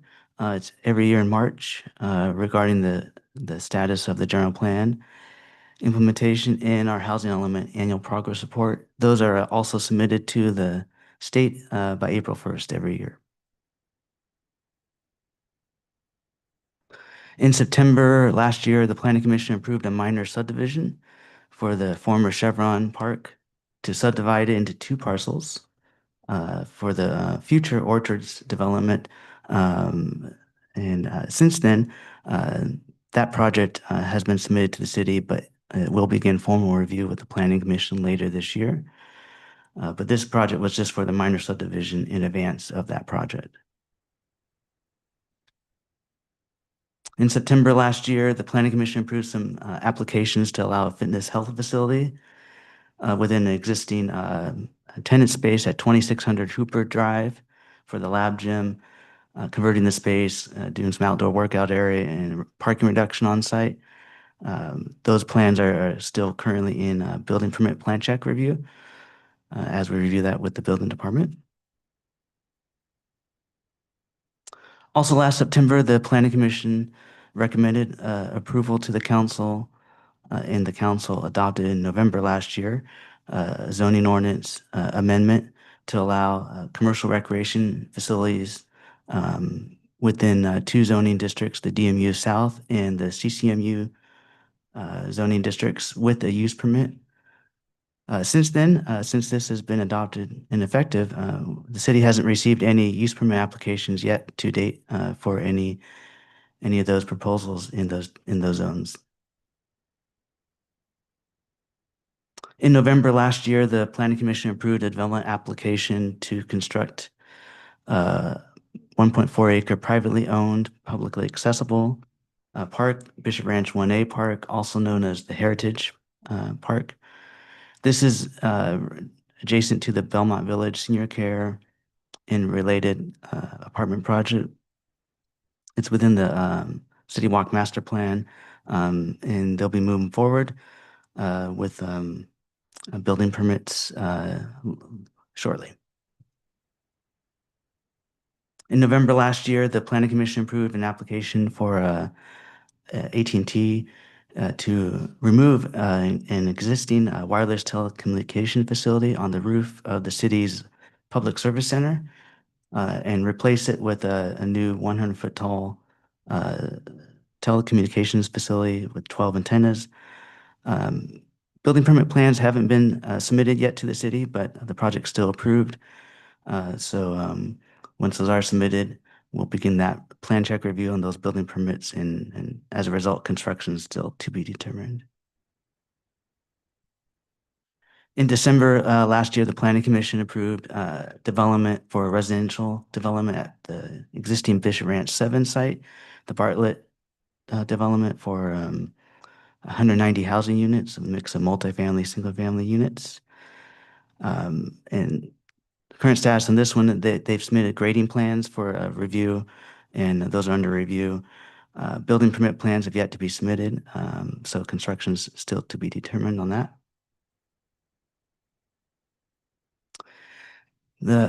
In December last year, the Planning Commission approved an 18-month time extension for a previously approved project, the Windflower Townhomes project. This is at the Golden Skate property at 2701 Hooper Drive. It was for 47 multifamily units and 16 ADUs. So the Commission did approve an 18-month time extension until June of next year. No plans have been submitted since that extension was approved, so construction is still to be determined at this time. In January this year, the Planning Commission approved the Woodside Canyon development at 18 Crow Canyon Court to demolish the existing office building on site, construct 54 multifamily housing units. The applicant has submitted building permit plans, site development plans for review with the city. Construction is still to be determined, but we're moving along with review of those construction plans. In March of this year, the Planning Commission approved development applications for redevelopment of the Bishop Ranch 11 site to remove the existing office and construct 195 housing units on site, a mix of multifamily, single family. Demolition plans have been submitted for the site. They're under review. For this one, similar to the others, that they've yet to submit building permit plans or additional construction plans for review. So construction is still to be determined since it was recently approved just in March. In March, the Planning Commission recommended council approval, and the council just adopted on May 13th a DMU North General Plan Amendment and Zoning Ordinance Amendment to modify the site-wide floor area ratio standard from 1.25 minimum down to 0.5 minimum. So that has been adopted and is effective. And then just this month, the Planning Commission approved the Community Ramon Apartments. This is the Eden Housing Project. It's all affordable at the existing Bishop Ranch Service Center, which we removed, demolished. And 2 buildings will be constructed on site for 198 affordable units and 2 manager units. Since this was just approved this month, there are no plans currently submitted, so construction is still to be determined on that. Also this month, the Planning Commission approved an application for expansion of an existing Little Bridges daycare. It's in the existing Canyon Creek Presbyterian Church on South Gaylordge Road to increase the capacity from 109 to 237 children. It's all within the building. Since that was just approved, construction is still to be determined, but there'll be building permit plans for that to be reviewed. So next following slides have some previously approved projects that are under construction. First one here is City Village, formerly Bishop Ranch 6. It's the 404 units total in the neighborhood in development. Construction started in January 2022. There's about 62% of the units have been issued for building permits, and about 36% of the units have been sold. So construction is moving along, and occupancy started a little over a year ago in the development. Belmont Village, it has completed construction. They started occupancy earlier this year. This is for a senior care facility for 183 beds. It's within the City Walk area with some on-site amenities. The Fire District Training Facility is still under construction. This was approved by the Planning Commission back in February 2023 to construct a training tower, a classroom, and some other buildings as part of the training facility. Construction continues along. The Primrose Daycare Center, this was approved by the commission where Chevy's used to be in the Bollinger Crossing Center. It's to provide a daycare facility for up to 224 students and also an outdoor play area. Construction's been continuing there and under construction. Dinehorse Village development at the corner of Alcosta and Crow Canyon Road was approved for 117 units, a mix of multifamily and single family. You may recall the council approved the final map for this in May of this year, and grading plans have been approved and grading operations have started. We don't have a timeline yet for vertical construction. Building permit plans are still under review for that. So it may be later this year for vertical construction. It's a little hard to know. And it could be a year and a half, 2 years for construction timeline for that. Next, several slides are some approved products that are in building permit plan check. 2481 Deerwood Drive Townhomes. This is a earlier project the commission approved for 61 townhome development where there's an existing office building that's been demolished. Some grading operations are underway. The building permit plans are still under review with the city. So vertical construction still to be determined, but once those permits are approved, they'll start maybe later this year. The City Walk BR1A apartment project. This is also known as the related apartment project. It's 383 units approved by the commission in September 2022 as part of City Walk master plan. This is the vacant lot that's in front of Belmont Village between Bollinger and Belmont Village, also next to the Heritage Park. So this one's under building permit plan check review. Construction is still to be determined once those are approved. The TTLC Townhomes project at 500 Deerwood Road. This is in the San Ramon Village specific plan, approved some time ago by the commission for 57 for sale multifamily units. The council approved the final map. There's still a review with the city on building permit plan check. So construction is still to be determined. The El Nido Assisted Living project at 19251 San Ramon Valley Boulevard was approved for 72-bed residential care facility, which will also integrate the existing El Nido house on the site. Plans are still under review with the city for building permits. So we're still reviewing that. So construction is still to be determined on this one. The last few slides here are some approved projects that are still to be determined for construction. The Marketplace mixed-use development was approved to remove a portion, about 55,000 square feet of the existing center, construct 40 single-family and homes, and along with 4 junior accessory dwelling units. So there's some ongoing pending litigation for this project.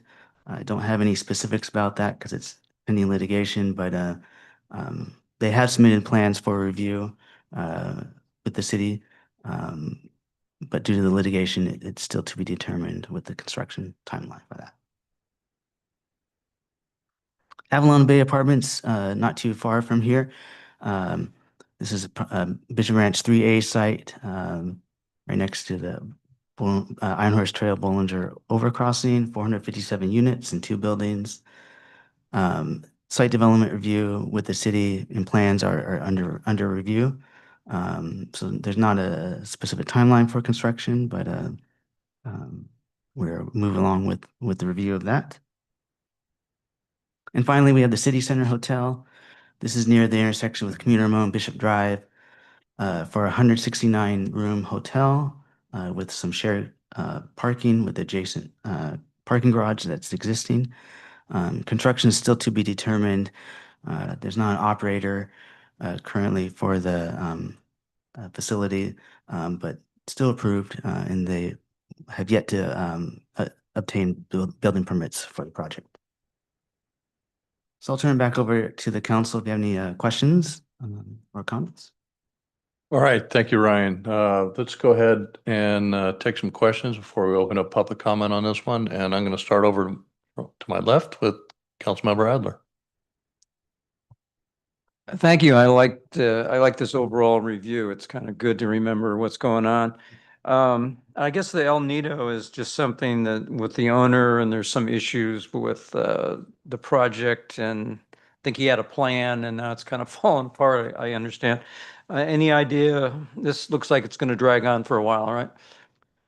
Yeah, I mean, it's still under review for the building permits, and they haven't given any indication that it's not moving forward, but it's still approved.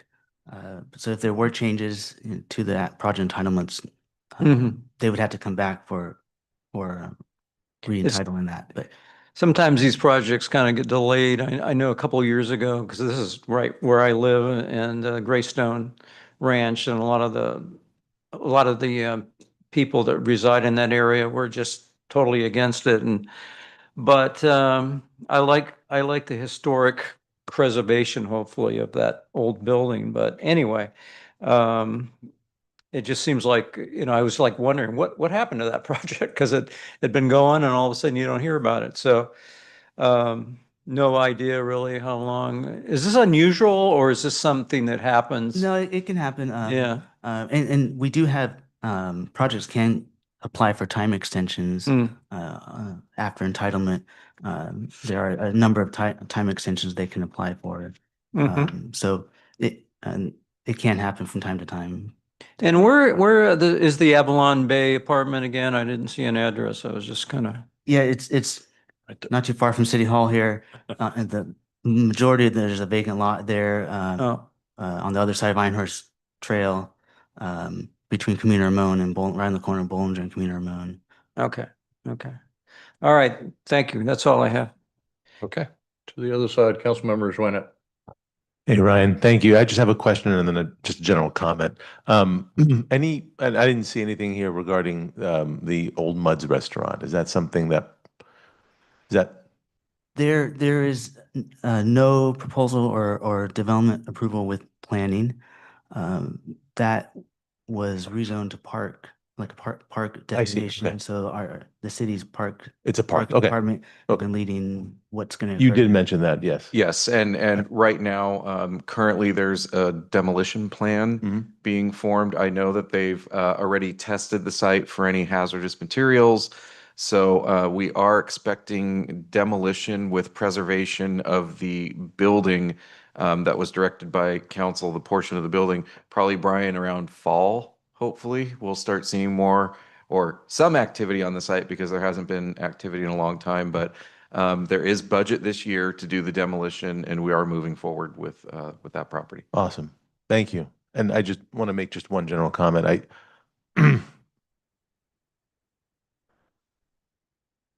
gotta say it carefully because some people might find it not here offensive, but I will say this though, that I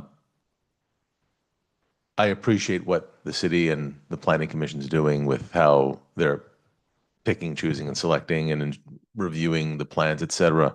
What troubles me, I think, about a lot of folks, and there's a lot of insensitivity in our community now, which I don't agree with. And that insensitivity is remarks such as, that's ugly, or that, and for the folks that are listening and watching, it really is hurtful because I saw a family move into the City Walk homes. I was riding my bike and I saw a dad cry.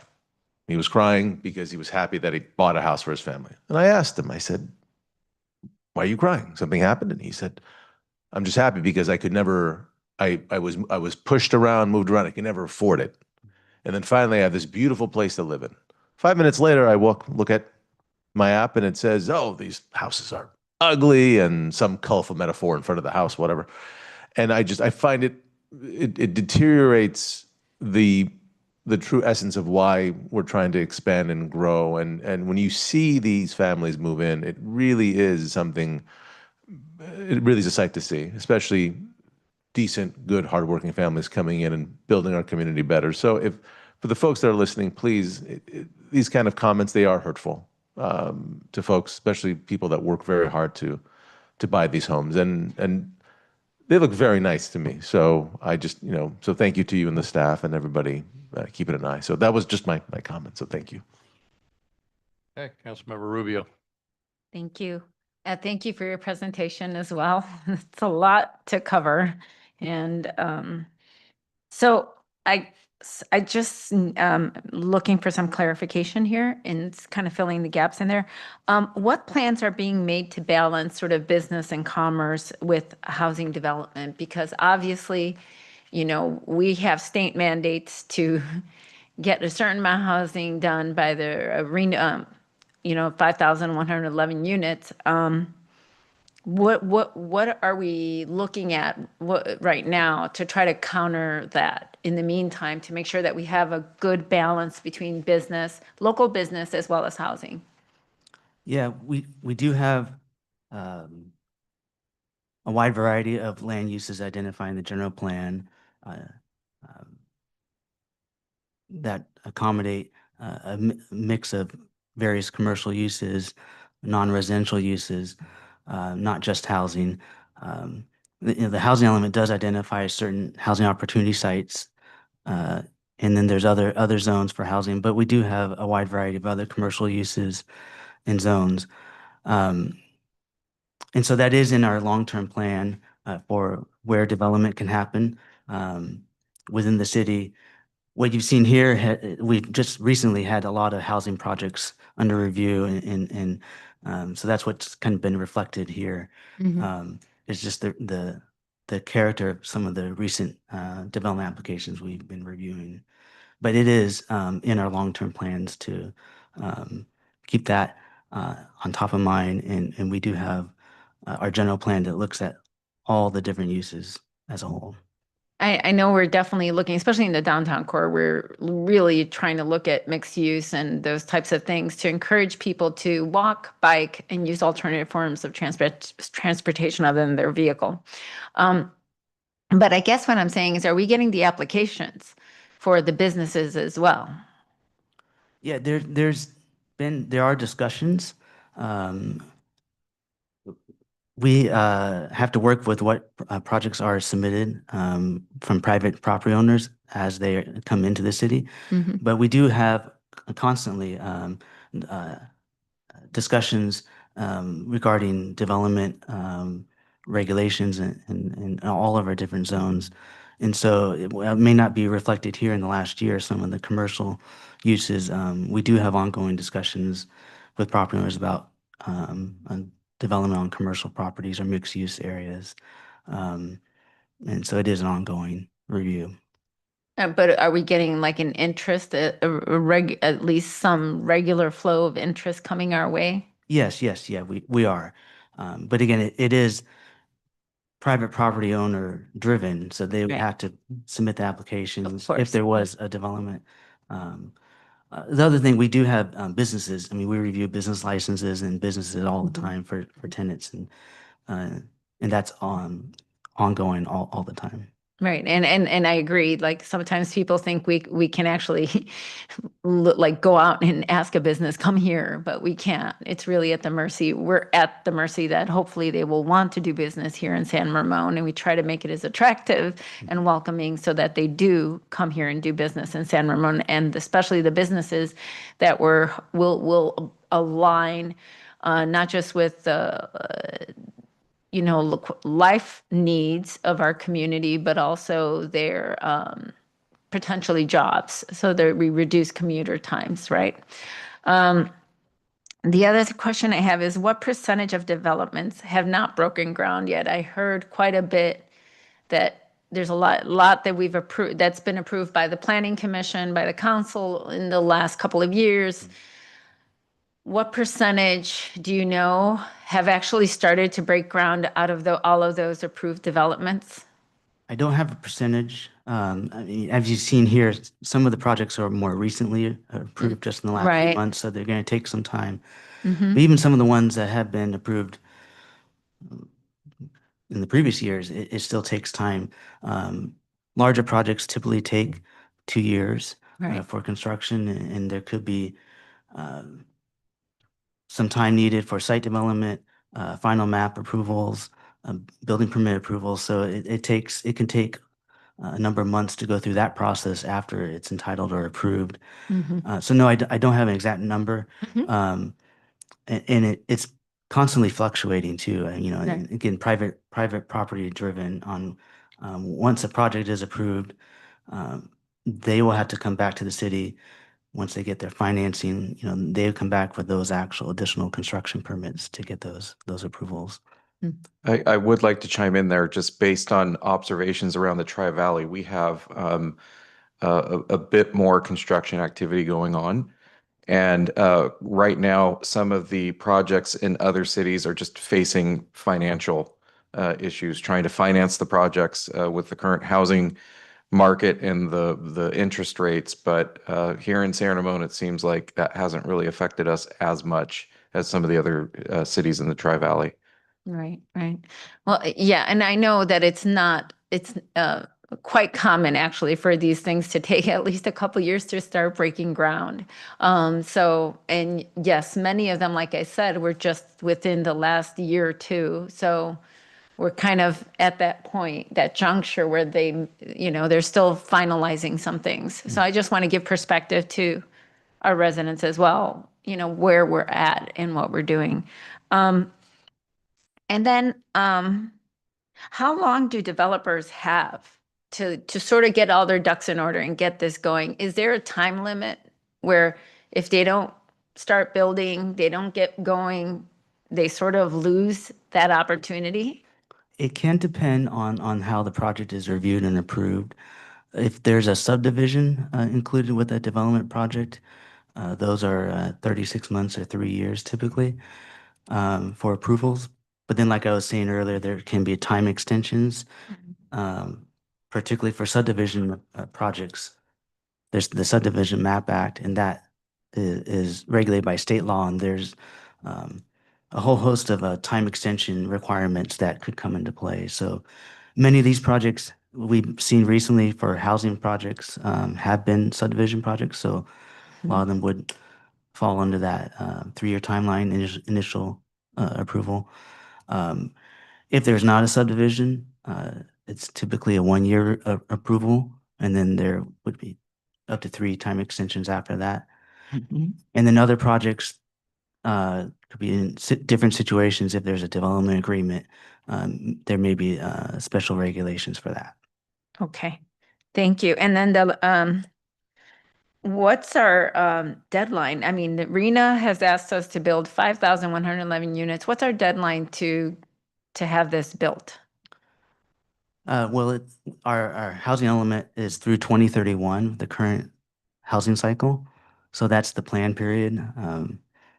And so we have the plan that's been adopted with those number of units. The city doesn't build the units, rely on the private property owners to come forward with projects and build them for the majority of them. So it's on the development community to come forward with the actual building of the units. Right. And so I'm sure with that kind of looming over our heads, right? I'm sure, I mean, what efforts are we making to ensure that the developers will get this done in a timely manner? Like we were talking about, we do have those approval timelines for projects. And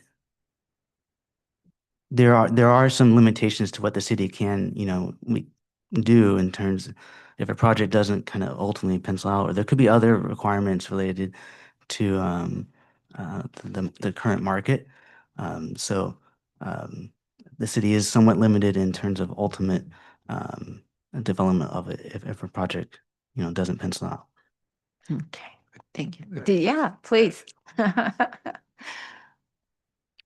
I think one of as Ryan mentioned, we don't actually build housing.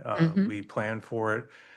We report out when we've approved projects. We're demonstrating progress toward meeting our RENA allocations. And so the way that we actually encourage development is through our programs for streamlining of review. We have housing element programs that talk about how to facilitate faster development. We also even have programs for 100% affordable housing for fee waivers and matching funds that way to help encourage investment in applications that are eligible for state funding. So it really is a whole laundry list of things that we do to try and do this, but ultimately it's the developers that have to get the funding in place and actually build these things. And we can support them as best we can through, again, how we handle building permits, how we do the inspection and review process, but at the end of the day, it's beyond our control. Right. And that's kind of the trick. That's what I'm getting at, is that it's, we have these state mandates, but then we don't really have full control on the other end of making sure that that it will be done by the time that they're giving us all these deadlines to get these things done. I just have to emphasize that our mandate is to plan for and to process applications that come forward under that program. And so we're actually living up to our obligations. Right, our end of it. And that will then inform the next RENA cycle in terms of how it actually performs. But, in short of us, the state mandating that cities actually build housing, we're doing what we can. Okay, thank you. I appreciate it. And my last question is actually has to do with the daycare centers. You mentioned the little, was it Bright? Primrose. Primrose. No. There was Bridges. Primrose Daycare Center and then Bridges. Yeah, Bridges. Sorry, my handwriting was super sloppy. Little Bridges Daycare. So those two, do those daycare centers, either of them or both, provide any kind of affordable daycare on a sliding scale or some kind of program that would help lower income residents here in San Ramon? I'm not aware if they do or not. There's not a requirement from the city, and I'm not aware of a requirement from the state for providing daycare for lower income households. It's not something the city requires either. Yes. I mean, I'm aware that they don't require it, but I think it would be beneficial. I don't know. I mean, obviously we can't tell them what to do because that's their own private business. But it would be, I think that's just something that's so critical and vital to making sure that, families stay afloat, to keeping people working, being able to work full time. And so when statistics, all the studies show that. We've seen it in real life application. I mentioned a while ago in New Mexico how daycare was made at no cost for the entire state, and 120,000 families were lifted above poverty level just by that one metric. So I don't know if there's a way to do that, but I think I don't know if there is a way, but I think it'd be great to find a way for us to make daycare available at an affordable cost somehow to our residents who need it. I don't know. I can Yeah. talk to you guys more about it, but Unfortunately, daycares are heavily and mostly regulated by the state. Yeah. We have very little power in some cases to deny daycares, and I know that becomes a neighborhood issue when it opens up in a residential household. To try and implement any requirements, I think we'd be butting up against a lot of state regulations to ensure that there's multiple daycares out there. But yeah, we could definitely look into what's out there, but I'm not sure once you get into the state mix. It's yeah, it very doesn't limited. sound, yes, I mean, because I know there's that sort of hard line between what we can and cannot do, but it would be nice to, I don't know, if there's a way we can encourage it. I don't know, but I think if there's something out there that I think it would be a great, something to look into, put it that way. Sure. Thank you. All right, Vice Mayor Veros. Thanks, Ryan, for presentation, and appreciate for including some of the answers that I requested on my questions. Let's start with page 87. You mentioned Windflower Townhomes. They are looking for extension. So I just want to understand more on what happens if it expires. If it expires, they'll have to apply for re-entitle the project, the same project or a new project, and go through the public review process. The whole process, they need to go through once again, the same process. But otherwise, if before expire, can they keep extensions? If they can, as you already mentioned, they can keep asking for extension. Is there a limit for how many extensions? Potentially, like I was mentioning earlier with subdivisions, that is a subdivision project. So there could be some time extensions allowed under state law. They would have to apply for that. And we would have to review it through a review process. So there is no limit for them to keep asking for extensions. There is, but it's under state law, and it's quite complicated with subdivision projects. The state has oftentimes added new time extensions possibilities, and so we would have to review if the applicant does decide to go that route, their proposal for that. Okay. And my next question is on page 95. What is regarding the Belmont, right? We already have the construction there, but in the front, there is a lot of open space that they are clearing up and preparing it. So could you please explain what exactly is going on there? Yeah, that's the related apartment project. BR 1A apartments here. Yeah, okay. 383 unit apartment project. So this is between Bollinger and Belmont Village, I think is the area you're talking about. In front of Belmont, it's pretty much. Yeah, it's the large field there.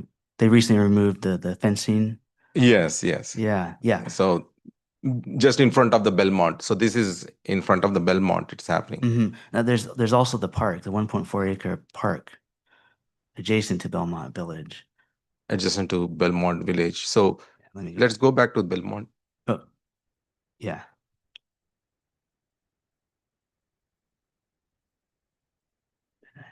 It's page 95. I don't know about presentation, but the back. Yeah, this one. So right now, when I see it doesn't look like this. So this looks really good. But anyway, so is there any additional Belmont construction is going to happen in front of Belmont, or because when I saw this picture, doesn't look like what it is there. That's it.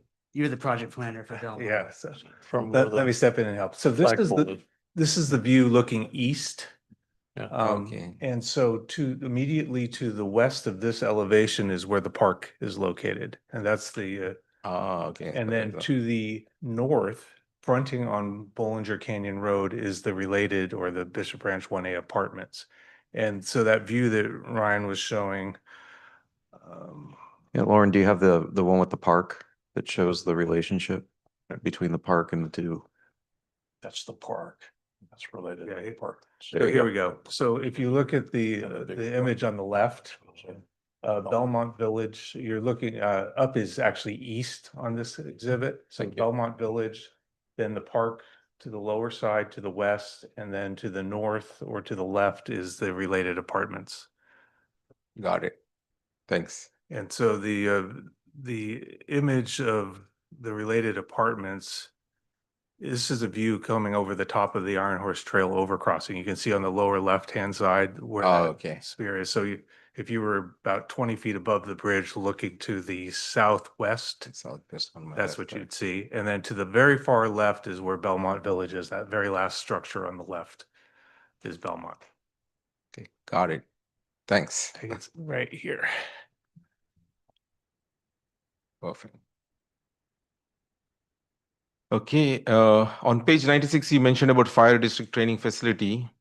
Do we provide any fee exceptions for our fire district for their permits? No, not for the training facility. Not for the training facility, we don't do that one, okay. And then on daycare item, so do we have overall how many daycares we have within our city? I looked it up. There's about 28 commercial daycare facilities in San Ramon. 28, excellent. Okay, and I think we are good with providing all right now the daycare space. I don't hear anyone complaining about not having a daycare services, so that's a pretty good number. Okay, thank you on that one. And my next question is, typically our residents, they always ask two questions. That is, with all this construction that we are trying to reach to our RENA numbers, right, to keep ourselves in compliance with RENA. But then the question comes is our school registration, are we good enough or are we going to get into school registration problem? That's one question they keep asking. Let's finish that one, yeah. Oh, I can comment quickly on that. The school district is actually experiencing a declining in enrollment, so they have more than enough capacity. We meet with the school district once a quarter. We provide them updates on building. They have their own demographer to try and figure out school district boundaries, but they are encouraging young families to move into San Ramon to help bolster their numbers. Excellent. So that's a pretty positive on positive note. Now, the second question they keep asking about is the traffic congestion. Now, as far as I know, we do make sure that we take traffic congestion as part of our review plan. Could you please explain more so that our residents who are raising concern should understand how this traffic congestion mitigation is taken care when we are approving this? Yeah, when we go through the development review process for these, we do review impacts such as traffic and transportation. And so we have our city traffic engineer review individual projects as they're reviewed, and identify if there's any mitigations needed for a project or not. And so, yes, we do go through that process. Okay, because one of the major concern is because a lot of our Doughty Valley, they drive to South Bay. And then this is the Bollinger Canyon Road 680 is the one which they hit most of the time, or 580 on the other side. So especially here, a lot of construction is going on, right? Because they need to go to South Bay, they'll be using this. So just to make sure that we do understand their concern and their concern is taken into consideration, and that's one of the pieces that we make sure it is part of our study or when we are approving these development plans. Yes, it is. In our long-range plan, the general plan, we do a traffic analysis when we look at the land use in the long term. And we just recently updated it, as I was mentioning earlier. And so there is an analysis done at that time too. And my last question, by any chance, do you have how many ADUs are applied per if you Number of have- ADUs applied currently, I don't have that off the top of my head, but I know the number has been increasing in the last few years. I want to say a few years ago was maybe 15 ADUs or so a year. And so it may be higher, but I don't have the exact number. That's fine. Thank you. Okay, Ryan, I just have a couple of questions. I want to kind of follow up on the question by Councilmember Rubio on, we have a lot of approved projects, but construction is TBD still. Is there anything that we can do as a city council or in our city process to help maybe streamline the processes? And if you don't have a easy answer for that, if you could maybe get back to us, if there's anything we can do as city council to help maybe streamline to allow that construction to begin. There's something we can look at, I think, going forward, where we can streamline review of projects. There is some requirements for streamlining a review for housing projects from the state. So there's some avenues there. You have anything to add? Yeah, thank you. Yeah, I just wanted to mention that, while we say that construction's to be determined, that doesn't mean that progress isn't being made on the review. So, we have very defined timelines and how long it takes us to respond to plan checks and we provide comments back. What we don't have control over is how long it takes the developer to respond to those comments and resubmit. So, we have projects that are sitting, waiting for building permits to be issued because they've essentially been approved, but maybe the project financing isn't in place yet. And so there's a lot of different circumstances and different characteristics with each project. But, when we say construction's to be determined, there still may already be grading permits under review, and they just haven't pulled the trigger on their financing or be able to actually break ground. Yeah, and I get all that, but if there is any, thing that the city council, that maybe by policy or by something that we can maybe help that's holding something back, let us know. That's all I'm saying. I get the financing, I get the permit or the plan checks and reviews and all that kind of stuff. But I would just say one thing also that, to the credit of our building department, they're very astute at contracting out projects through contract services that we have prearranged agreements to be able to help streamline some of those things. So it's a balance between, some of the more complex projects, we'll hire consultants to help us get it done. That's paid for by the developer. And so it ends up being a triage process that we go through. But our building department's been very effective at meeting timelines and getting things ready. It's just the parts that we can't control is really the issue. okay, all right. I did have some other questions, but I'm gonna kind of hold off on that. But maybe I could just kind of maybe make a request that maybe we get some future correspondence that to the council that maybe will update us. I can't remember what the March report on the housing element said, but if we get some kind of an update on where we stand in terms of making progress on our RENA numbers currently and kind of break it down by affordability levels, I think that would be helpful just to kind of give us a snapshot of where we are right now. And if that was all in the March report, I'll go back and look at it. But that would be helpful if it wasn't there. Okay. I'm going to hold off on any more questions. Any final questions before we go open up public comment?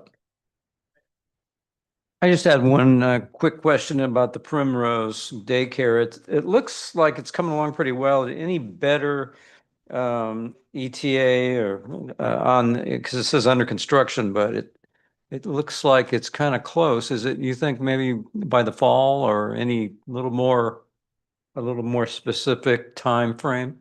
I don't have a more specific time frame, but yeah, it's my guess would be, this fall. I know they've been working on it quite a bit. Yeah, as we've kind of been talking about, these projects are dependent on the individual, applicant and property owner, in this case, a tenant and property owner. So Yeah, I we'll would, have I a would think specific- they'd want to have the kids in there before, school, by the time the normal school season starts, and that's going to be coming up in a couple months, I guess. So it's kind of tight. I think the window is probably a little tight now.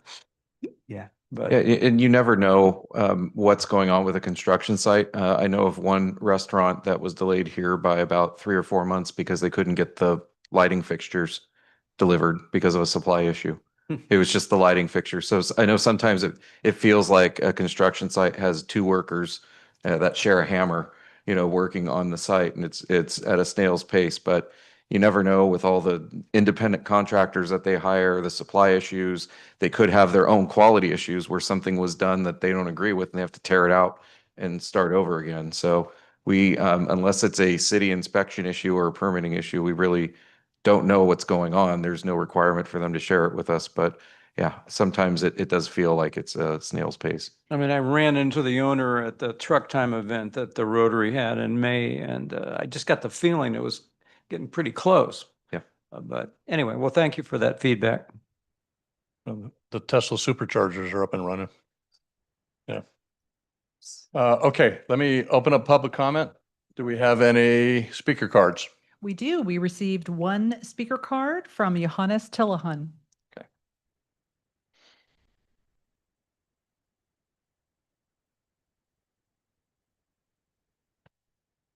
Evening, Giannis. Evening, Mr. Mayor, council members, Steve, Martin. It was very interesting. The finance, which is a subject that I love anyway. Just wanted to give you my advice, how I look at it, based on the comments from Commissioner Jarnett and Commissioner Rubio, which is really, they hit it right on the head. First of all, congratulations on being #1 in the country for quality. You have no idea how proud I was. I mean, I couldn't believe it. It was just caught me off guard. I have no idea why we don't have a celebration out in city center. But one of the comments I'm about to make hits that one, because Councilman Joinwood said that this man cried, bought years. It must have taken him years to save money. But what he doesn't realize is he must have saved a lot of money. It must have taken him a lot of time to save that money by his town. What he doesn't realize is that the cost of living in San Ramon is expensive, which hit me last week. And I brought this up with the AT&T towers. One of the things that really hit me is last week I just found out that basic internet cost per year has reached almost $3,500. The internet phone, and I know we pay a 13 TV. $3,500 is a lot of money. And that's Comcast. I have nothing against them. They give great service. It always works. But $3,500 and you hit, like the gentleman you don't want him to be an asset rich and a cash poor person. I know AT&T is here in San Ramon. I know that for a fact. But no one is encouraging them to come to areas like my house, which is right up the street. I've consistently asked them when you're coming, and they keep saying, yes, Costco, when I go down there, it's the same thing. So if we can find a way of encouraging them to go abroad, Xfinity will have a competition. Competition is good for the whole city. And quickly also, before I run out, to what Councilman Rubio said is on this, can we help you anything with the bringing more business to the city? Originally, I had spoken to the mayor, why don't you have the economic development, which was broken. I believe you were part of that. And I thought it should have it. But the more I spoke to more cities, none of them have it. Everyone has started going depending on the small business administration, not small, chambers. So what you brought up, Councilwoman Rubio, is that maybe chambers give you how many people are in the leads, how many are being closed, what's a failure, and this way it gives you an idea, because if you don't quantify it, there'll never be a success, and then you can figure it out how is it that needs to be. Maybe they do that, I just don't know. So I wanted to share those before my minute was over. Thank you. All right, thank you. Anyone else? There are no more public comments. Okay. All right, then I'll close public comment. Any final comments from the council? I have comments. Okay, go ahead. Okay. Thanks for all the great work. All the presentation itself shows the amount of work our planning department take. Appreciate. As I always keep repeating, mentioning that our future development, whatever we are working on, we need to make sure that we have a right mixture of mixed use. I really don't want to see another Windermere in our San Ramon, because not having a commercial business within the neighborhood, that's pretty challenging for residents, even for basic necessities when they need to drive.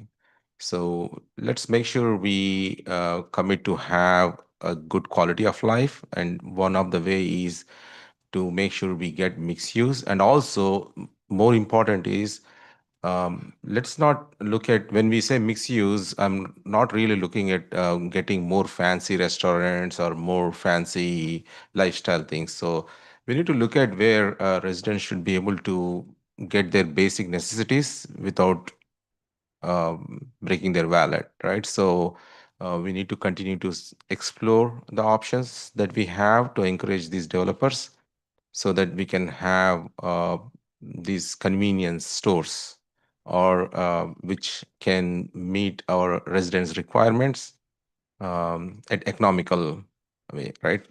Because we can continue to brag like, oh, we have these big restaurants and all that, but if that is not serving our community, it's once again we are going to fail. So let's focus on that while we are approving this. Once again, thank you very much for all your great work. All right, anyone else?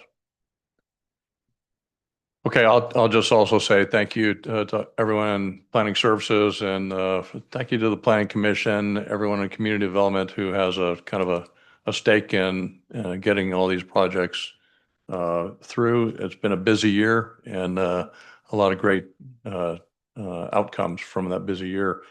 And I'll just tag on to something that Vice Mayor Barros said about kind of the mixed use and the retail balance and things like that. That topic's come up a couple times, but that is something that's super important. We don't really control a lot of that stuff. I get that. But at the same time, if we are making good progress towards our arena numbers, then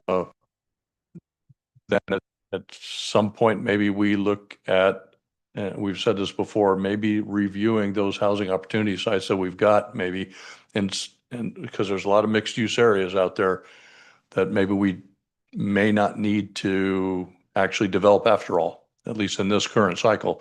And if we're making sufficient progress, and we can maybe consider even doing some kind of a no net loss evaluation and maybe take some of those off the table. I don't know what the process is for that, or if it's even possible, but that might protect some of those other sites that are mixed use. And that way, we don't actually get more housing than what we need. It'd be a shame that somebody takes an opportunity to, take a housing opportunity site, turn it into mostly housing with a little check block of retail or something like that, when we're making sufficient progress, but we've just lost a lot of retail in the process potentially. So I don't know if there's a way to do that, but just so always want to kind of put that plug in that let's not lose all our retail in the process of being successful and meeting our numbers. So, and with that, that closes this item. So thank you very much, Ryan, and the rest of the staff for all that. Okay. We are now on to item 10, City Manager and City Council members' comments and matters initiated. City Manager. All right. Good evening, mayors and members of the council. We actually have a decimal point under this item tonight. So we have a 10.1, and that's opening up with a discussion of the cancellation of the August 26, 2025 City Council meeting. As you know, traditionally, the council cancels one meeting in August, and also traditionally that has happened to fall on the second meeting of August. So this is an open item, and I'm looking for direction to formally cancel that one summer meeting. If there's any questions or comments, yes. So typically over the summer break season when people are on vacation, and usually it's a lighter time for agenda items. So we would be happy to meet if the council directs, but we also know that people make vacation plans around that time. So that's on the table right now. So can I move the motion to Well, cancel? I'll just make a comment. Maybe we need to kind of relook this in the future because if it's to align with kind of vacation schedules and things like that, we got to kind of align it with the school schedules also. And I don't know when school's going back in session, Yeah. but maybe we're off by a couple weeks and maybe this ought to happen in late July or the early August meeting in the future, but something to consider in the future perhaps. For this year, I don't have any personal objection, August 26th. Is there anything in particular that the first Tuesday, our first meeting of August, where there would be a conflict if we switched it to that one? I'm not aware of anything at this moment. We may have planned for something on that first, just anticipating that it would be, because it's pretty consistent that it's the second meeting in August. This is also something that I know the mayor and I have discussed about maybe discussing this earlier in the year, kind of as a council calendar. You could do this at any time during the year, but we're just being consistent right now. In the future, we could look at other dates. The second meeting in July, well, we could discuss that depending on new fiscal year and contracts needing approval and things like that. Hmm. So I don't know if we need a formal motion to cancel, or is it three nodding heads? It's 3 nodding heads and we bring it back on consent. Okay, so, I see 5 nodding heads. All right. So that was the only, the item scheduled for discussion. I do have a few other updates. The first and foremost is the Iron Horse Trail overcrossing at Bollinger Canyon Road. As I stated at the last meeting, will officially open on Saturday, July 19th. We do have some additional details. The event will begin at 9 a.m. With remarks in the City Hall Rotunda, followed by a ribbon cutting at 10 a.m. at the north entrance of the overcrossing. That's the entrance by the parking garage. The community is invited to join us to celebrate the completion of the projects and be among the first to cross over the new bridge. So maybe before going to the farmer's market, stop by. We might try and do a community group photo on the bridge. We're still discussing additional details, but more information to come. Registration is open for the 4th of July Run San Ramon. The fastest mile or 5K, 10K walk/run. Learn more and register on the city website. The city will also celebrate the 4th of July with a free concert at 5 p.m. in Central Park Amphitheater. The event will begin with patriotic music from the Olympia Fields Band, a tribute to veterans, followed by the headliner this year, Billy Nation, which I hear is the premier Billy Joel experience. So if you're a Billy Joel fan, don't miss out. Bring a blanket, picnic, and the whole family for a fun evening.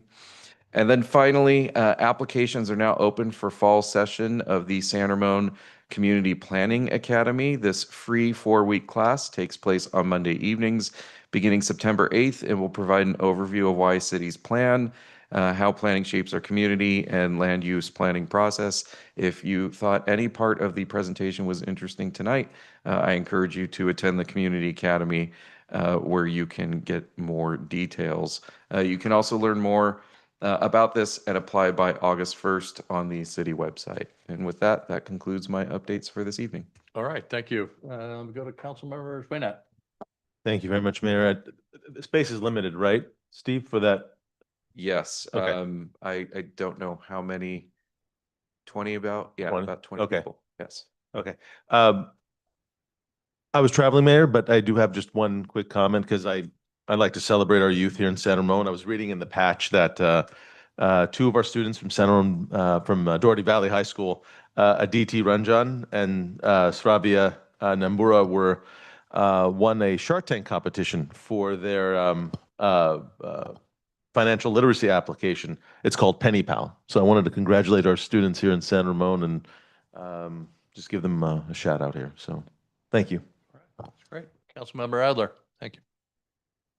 Okay, I think I'm going to defer on this first one because I missed part of the Zoom because I had trouble getting it, and Marisol gave me the link, but it was a little late. So I was attended a behavioral health Zoom meeting on Friday the 13th, presented by Contra Costa Health. But as I said, I didn't get a full report, so I'm going to defer that.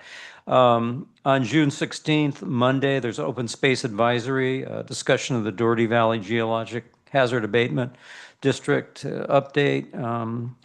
The Doherty Valley GAD, of course, they own and manage various open spaces in Doherty Valley. We had a little bit of an update on that. And they are responsible for, the ditches and access roads. And the landscaping is to be accepted by the city in the future, so they didn't really have a specific date on that. The city accepted the 4 trails, Doherty Valley Ridge Trail, Coyote Canyon Trail, Quail Run Trail, and the Jackrabbit Ridge Trail. The total length of those are about 3 miles, a little over 3 miles. City is responsible for maintenance of those. There was a discussion of Parcel L, expected to be accepted later this year. Builder, I guess the Toll Brothers needs to complete all the punch list items. And then there was a discussion of the outreach with the Art and Wind Festival by the Open Space Advisory, trying to get feedback on what the public thinks about all our trails. So that survey is still ongoing. I think we'll have something by the end of the year. And finally, my wife and I were up in Canada. We went to Calgary for a Rotary International Convention, which is the whole world. And just returned. In fact, I came home early for the city council meeting, but I still feel that I can still hear the national anthem of Canada in my head. But we had a great welcome by the mayor of Calgary and the lieutenant governor of Alberta. They had just hosted the G7 Leaders Summit. So anyway, that was a great trip. So that's about it for me. All right, thank you. Councilmember Rubio. Thank you. On Wednesday, June 11th, I attended LAFCO meeting. We approved the fiscal year 2025-26 final budget and work plan. Then discussed California LAFCO updating legislative position on SB 777 cemetery districts, which they opposed. And finally, we discussed the executive officer's performance review and compensation, which both provided a salary increase for executive officer in conjunction with the recent performance review. On Friday, June 13th, I attended the Open Space Advisory Committee agenda. Oh, no, excuse me. That was a listening session related to behavioral health needs. It was a Zoom meeting, as was mentioned. And forgive me, I'm cross-referencing all of my notes here. It discussed basically highlighting initiatives like CalAIM, which changed service access criteria and introduced payment reform. Contra Costa County has 333 managed care plans, including CCHP and Kaiser. The CalAIM Justice Initiative identifies needs in detention facilities, and Behavioral Health Connect offers incentives for implementing evidence-based practices. Also discussed 988 expansion continues and supported by Contra Costa Crisis Center. The new Behavioral Health Services Act, effective July 1st, 2026, allocates 30% for housing, 30% for services, and 35% for full service partnership. And the county is, however, facing challenges in service provision and funding, particularly in East Contra Costa County. From there, on Monday, June 16th, I attended the Open Space Advisory Committee meeting. We had a update from the Doherty Valley Geologic Hazard Abatement District, and we also had Trails Master Plan community input from the Art and Wind Festival. We basically, our staff presented an update from the feedback we got during the Art and Wind Festival. And the first round of community feedback ended, I think will end on July 15th. But with basically, they were still continuing to take input on these for the master plan, trail master plan. And some of the things, I mean, just from a personal end, something I thought was important, but, you know, it's just from my personal point of view. I thought it was important that considering like in areas where we know there's sort of like residential areas that are adjacent to open space areas, it might be helpful, especially for newer people who are moving here, to know. I mean, I know we have this information online where they could find out what kind of wildlife we have or they can potentially encounter, but most people just go outside and go for a hike or a walk and they just do it and may not really realize that we have wildlife out there that may take them by surprise. And I just would hate to have someone be taken off guard and not respond accordingly because they were not expecting it. That was just something I was personally highlighting, and I'm hoping to, as feedback from my personal perspective, having encountered a situation that really threw me off guard, and I've lived here for a long time.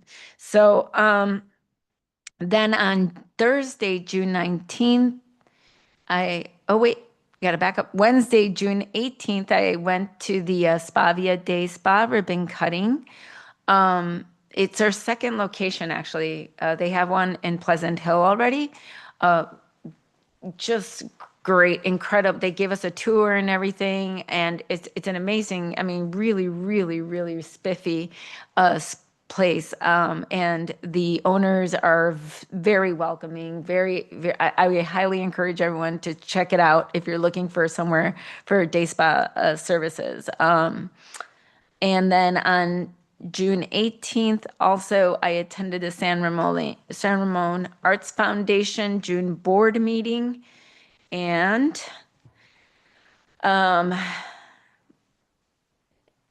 see. And so basically, there was a little bit of discussion from our Art and Wind Festival initiatives. But there wasn't too much, to be honest with you, on that board meeting. We just kind of had more of an open discussion. But then, and then on June 19th, there was a CCTA County Connection meeting.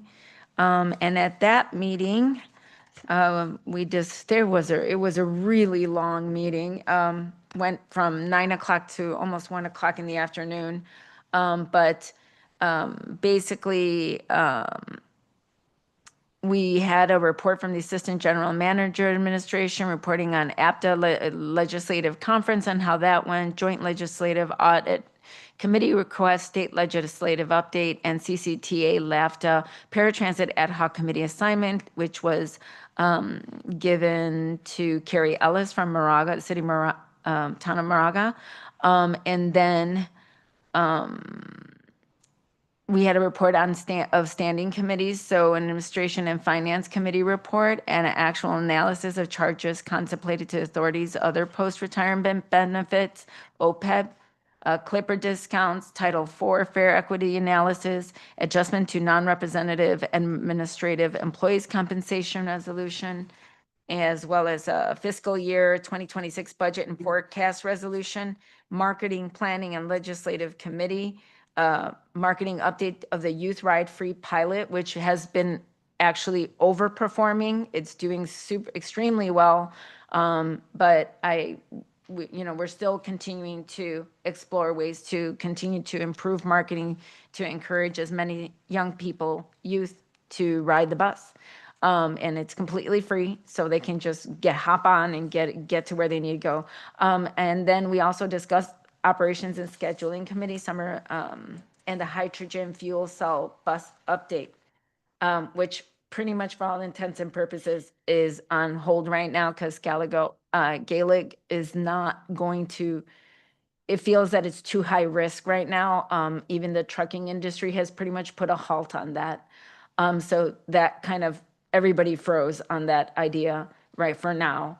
We also had a report from the advisory committee of, we had our appointment here from San Ramon of Ivan Fedorenko to the advisory committee representing our city of San Ramon. Thank you for their expeditious work, by the way, to the staff in getting somebody appointed. Okay, and then we had a closed session conference with labor negotiator, just discussing ATE Transit, Local 1605, AFL-CIO, Bus Operators Teamsters Union, Local 856, AFL-CIO, and Transit Supervisors. Finally, well, I was busy. June 20th, I attended along with the mayor, the ABAG General Assembly business meeting. And there was, I think the main highlight really, there was a couple of things. One was bylaw changes. Some of us had, I know myself and the one of the council members from Santa Clara had concerns about the bylaw changes simply because two out of the four were talking about narrowing who gets to vote for appointments to the executive board, and then also, basically eliminating the decision-making process of the cities as to who represents the city to ABAG. And by default, if they have an executive board member, giving that vote to the executive board member. So their rationale for that was that they were concerned about quorum and attendance, and they feel that that will help. Something I try to suggest is, making available remote attendance under, exceptional circumstances that are afforded even to council. If you have an emergency or you're traveling, and just making sure that, and personally, I think I would have preferred an approach that would have discussed more strategies to educate and inform and create a bench of future leaders to ABAG, rather than becoming more narrow, because that was sort of what myself and the representative from Santa Clara are discussing, is that we see this as a consolidation, which is less democratic, not more democratic. So that's about it. Oh, and then we had a presentation, forgive me. The other part was a presentation. I'm going to save the mayor some talking by doing this for. We had a presentation by Dr. Thornburg on the economic outlook. He was much more optimistic than I think most of us would feel right now, how we're feeling economically and doing in our personal lives. He suggested that perhaps media and certain things kind of are informing the sentiments that people are feeling, when in reality, the data shows that we're actually doing better than expected. And I just encourage you to perhaps study his presentation, look at it, and make your own decision on that. Thank you. Okay, Vice Mayor Veros. Wednesday, June 18th, attended Arts and Advisory Committee meeting along with Council Member Joanette. We had opportunity to review 2 murals that are coming up at Marketplace. 2 of them are beautiful. One is Mount Diablo, and other one is abstract of railway bridge to commemorate our Iron Horse Trail. So committee approved those 2 murals. And then on June 19th, we kicked off our annual Teen Citizen Government 101 program along with Council Member Rubio. This is in this program we do annually as part of our office program. and so that we can share with our teams how the budgets, how land use, public safety, Parks Commission, and other stakeholders with the city that we work. We share all those information with the teams within our city. So that's we kicked off, and then Friday met with our seniors at San Ramon Sports Park, along with our Parks Community Services Department, Becky. Thanks to her for joining me so that we could able to receive the requirements by the seniors. They needed some additional benches within the park and also some shaded area along with that. So at this point, it's still in gathering the information. So we'll continue to work on that with the seniors. And then on Sunday, we had a local San Ramon residents, TCA community. They did a picnic in San Ramon Sports Park. So had an opportunity to join them and enjoyed delicious food there. So that's pretty much my report. Thank you. Okay, I've just got a few things here. Back on June 11th, I attended a Valley Link Board of Directors meeting. Valley Link is the hydrogen rail project that would service a lot of the people who live out in the Central Valley to come into the Bay Area. And we have a lot of our San Ramon residents that could take advantage of a new system. It would also connect with the ACE train system. Anyway, what the board of directors considered was because of increased costs, it's almost doubled from initial estimate of 1.9 million to 4.1 billion, 1.9 billion, and it's now estimated at 4.1 billion. And so they've decided to break up the first part of this project into two phases. And the first part being from Dublin Pleasanton BART to Vasco Road in Livermore, where there's an ACE train connection there. And then the second phase, phase 1B, would be from Vasco Road out to Mountain House. So that's one of the things we decided on. That's in order to kind of take advantage of the potential funding available and due to the cost increases. The other thing was, as Councilmember Rubio mentioned, the whole Gillig bus. It looks like it's not as feasible or cost effective to do hydrogen buses. Well, that whole hydrogen concept is causing Valley Link to also go for that first part from Dublin Pleasanton BART to Vasco Road. That part of Valley Link would be what's called a battery electric multiple unit. So it's just a different type of rail technology, but it's basically battery rail technology and not hydrogen. Maybe in the future, they might be able to merge and convert that process. Attended some other Eagle Scout Courts of Honor fundraisers. I'll highlight one thing. On the 17th of June, we had an afternoon with the mayor. This was a family from Golden View Elementary School that kind of were the high bidders on a fundraising effort for Golden View Elementary. And so they came and spent some time here in City Hall, took some pictures, took a tour all around City Hall. I want to thank all the city staff for kind of entertaining them and answering their questions. And they were fascinated by the whole process. After lunch, we went over to the police department, and Captain Cranford gave a great tour over of the San Ramon Police Department. So thank you for that, and for all your officers who were also part of that. On Wednesday, the 18th, I attended the CCTA Board of Directors meeting. We approved the budget for CCTA for FY26. Also gave direction to the staff to prepare a new expenditure plan and something you may see out on signs, a new CCTA logo that'll be a little bit more identifiable instead of just a little circle and kind of small little writing. It'll be a little more visible in the future. And then the only one other thing I'd add on the ABAG General Assembly meeting. That presentation, I do have a copy of that presentation.